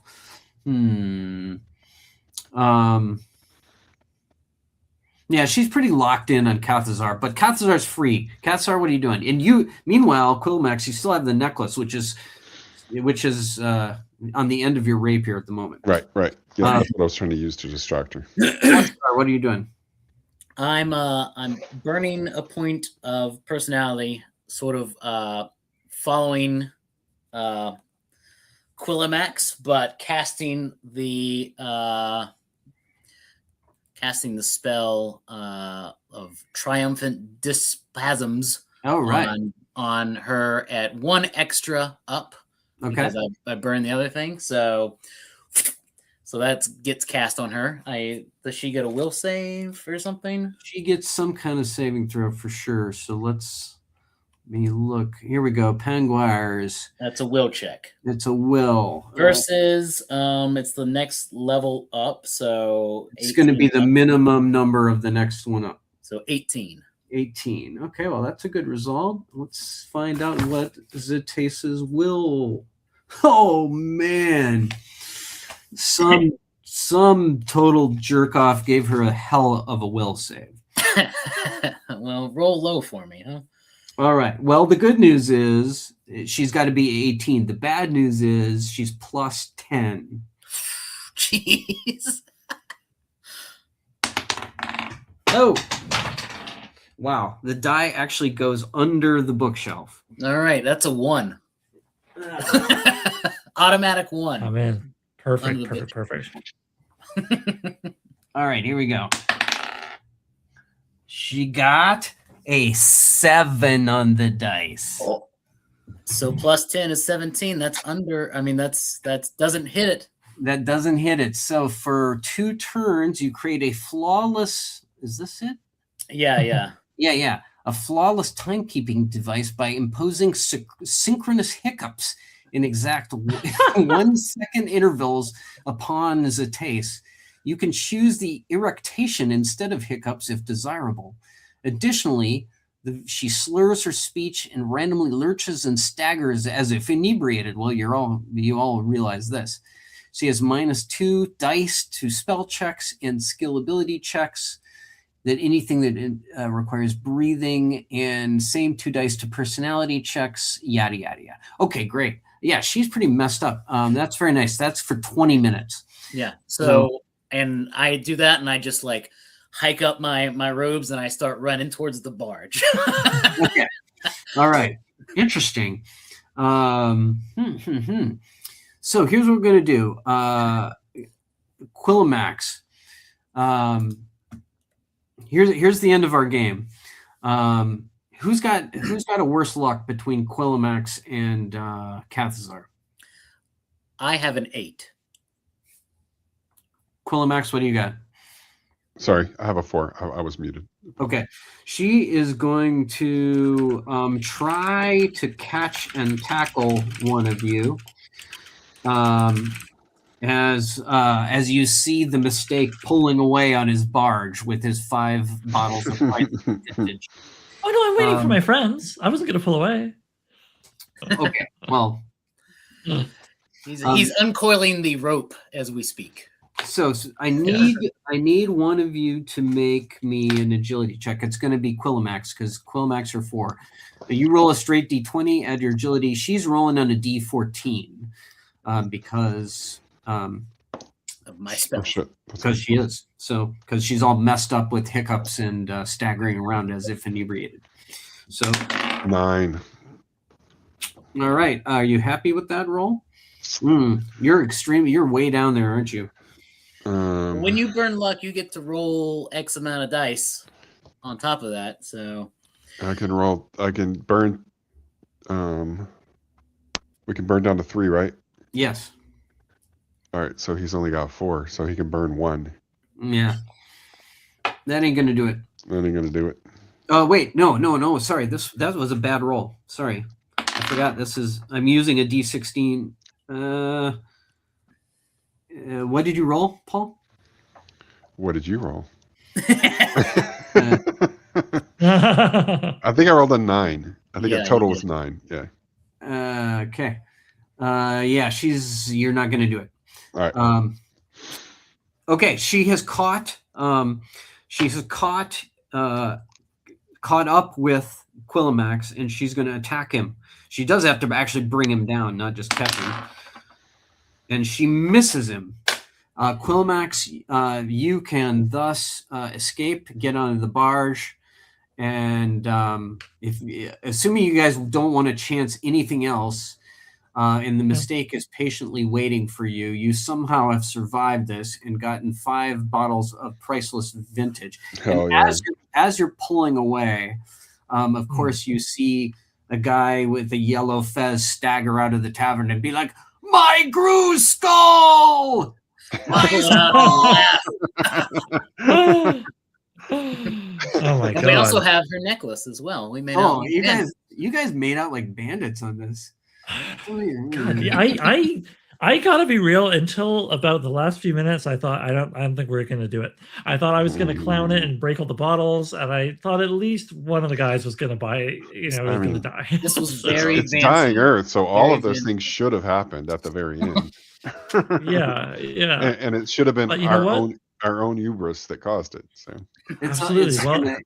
It's going to go way downhill as soon as you try to return that thing to the repository. So Yeah.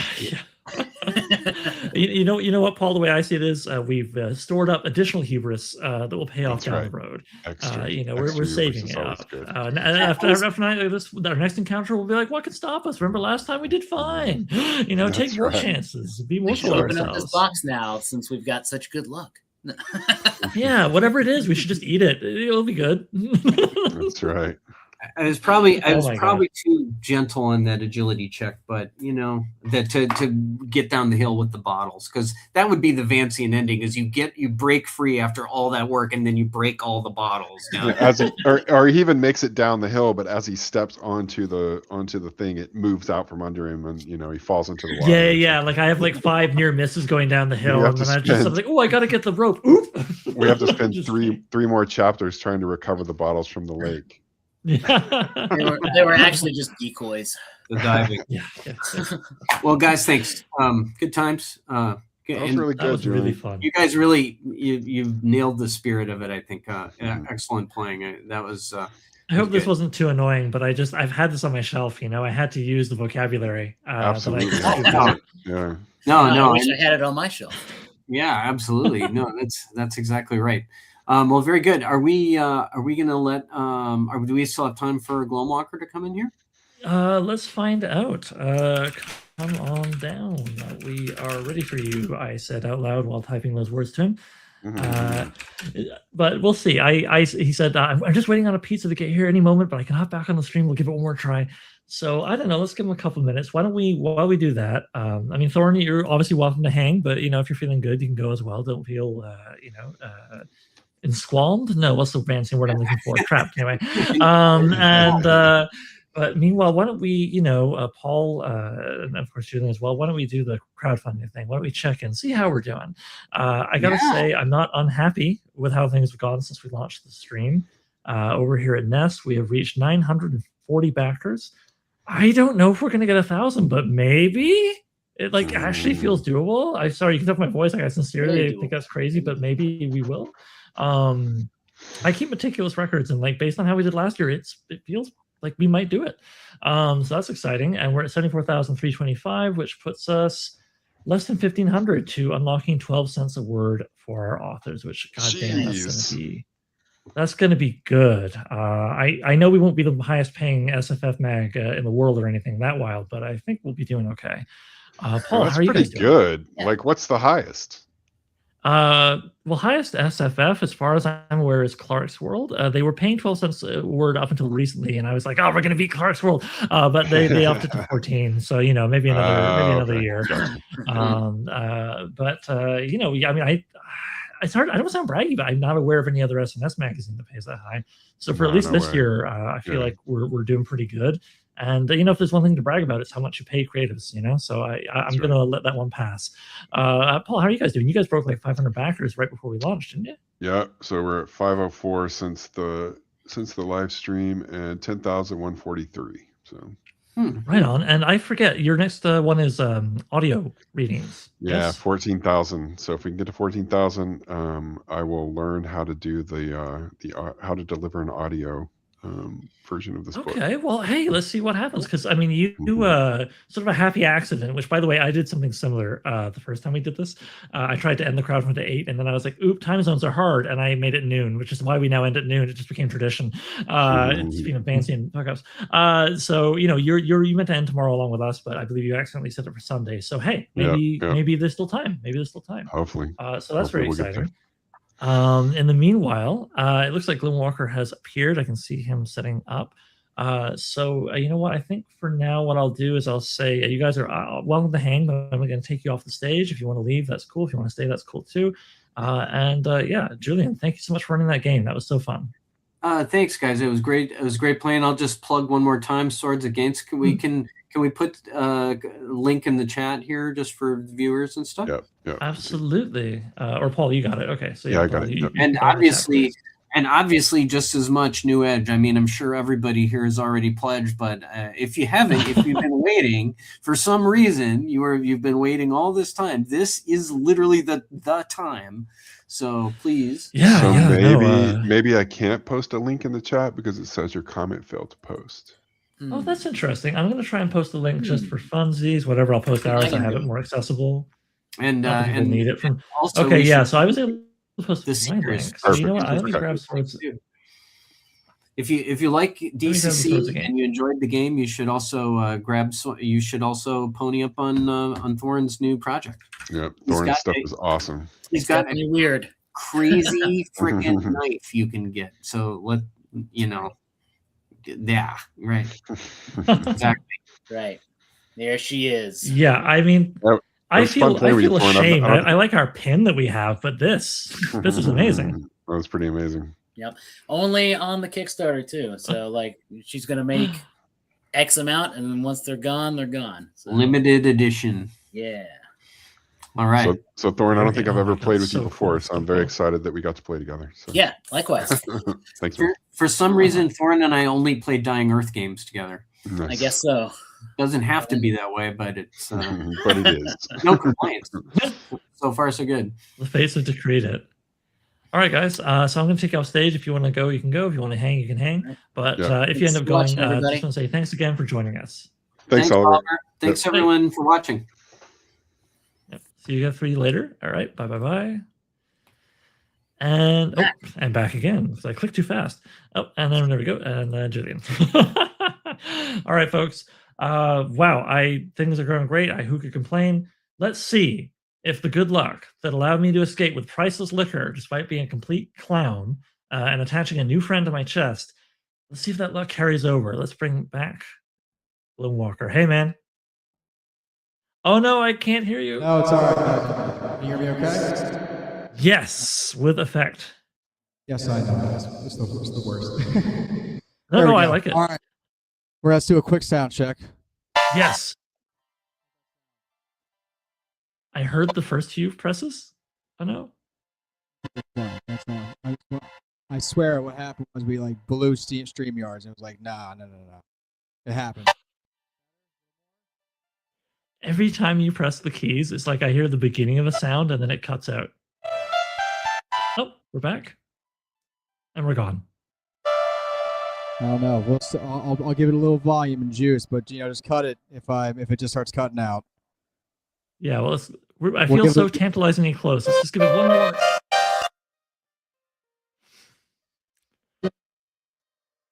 What's going on? Well, that's a shame. I should have recorded something for you. I'm so sorry. It's so frustrating because you start to play and I get excited and then it goes and cuts out. I know. I'm not sure what's going on with it. I'm not sure how we got the last stream to work. It's not the first time this has happened where like too much noise just like cuts the stream. Like it happens on Discord all the time. So the music is too powerful. All right. Well, I it's a common appreciate problem. Yeah, no worries, man. The game was awesome. You guys, I love Sword and Sorcery. I love that you guys are bringing it back. So thank you for having me, even if it was for about 30 seconds. I really. No worries. We'll have to try again sometime. We'll get it to work sometime. You guys take care. Okay, gosh darn it. All right, well, it sounds like that's it for our celebrations tonight, unless there's any big questions in the chat, but I don't think so. Okay. All right, folks. So this is it. This is the last you're going to see of my ugly mug, unless I go really wild and live stream tomorrow. Things to look forward to. Like I say, overtime begins at 10 to noon tomorrow. I really think we're going to get 12 cents a word. Maybe we can get triple pay for our artists. We should go for that. It's only fair. And then, oh boy, if we can get the double international shipping discount. Folks, I'm not kidding. $20 US off for everybody outside of Canada and America, $10 off for the Canadians. That would be beautiful. That would be really beautiful. I know a lot of people who are fans of us in like, Poland and France and the UK and so forth that would be excited. Australians, let's go for it. Let's go for it. But for now, me, I'm going to go check on my beautiful dog, Polly, who has been minded by a patient pal sitting in my living room, hearing me rant about stealing bottles of booze. So as ever, thank you all so much for supporting this thing we do, allowing us to do it so well as we do. And I look forward to you joining me for overtime tomorrow. Where I'll be eating a meatball sub, which for those of you who don't know is the one true sandwich, and hence I only get to eat one when we successfully fund the crowdfund at the finale. And then we'll see how hard we can go on these last few stretch goals. Oh man, yeah. All right, okay. I'll talk forever. Those of you who've done this before know that. So good night for now, and hopefully I'll see you tomorrow.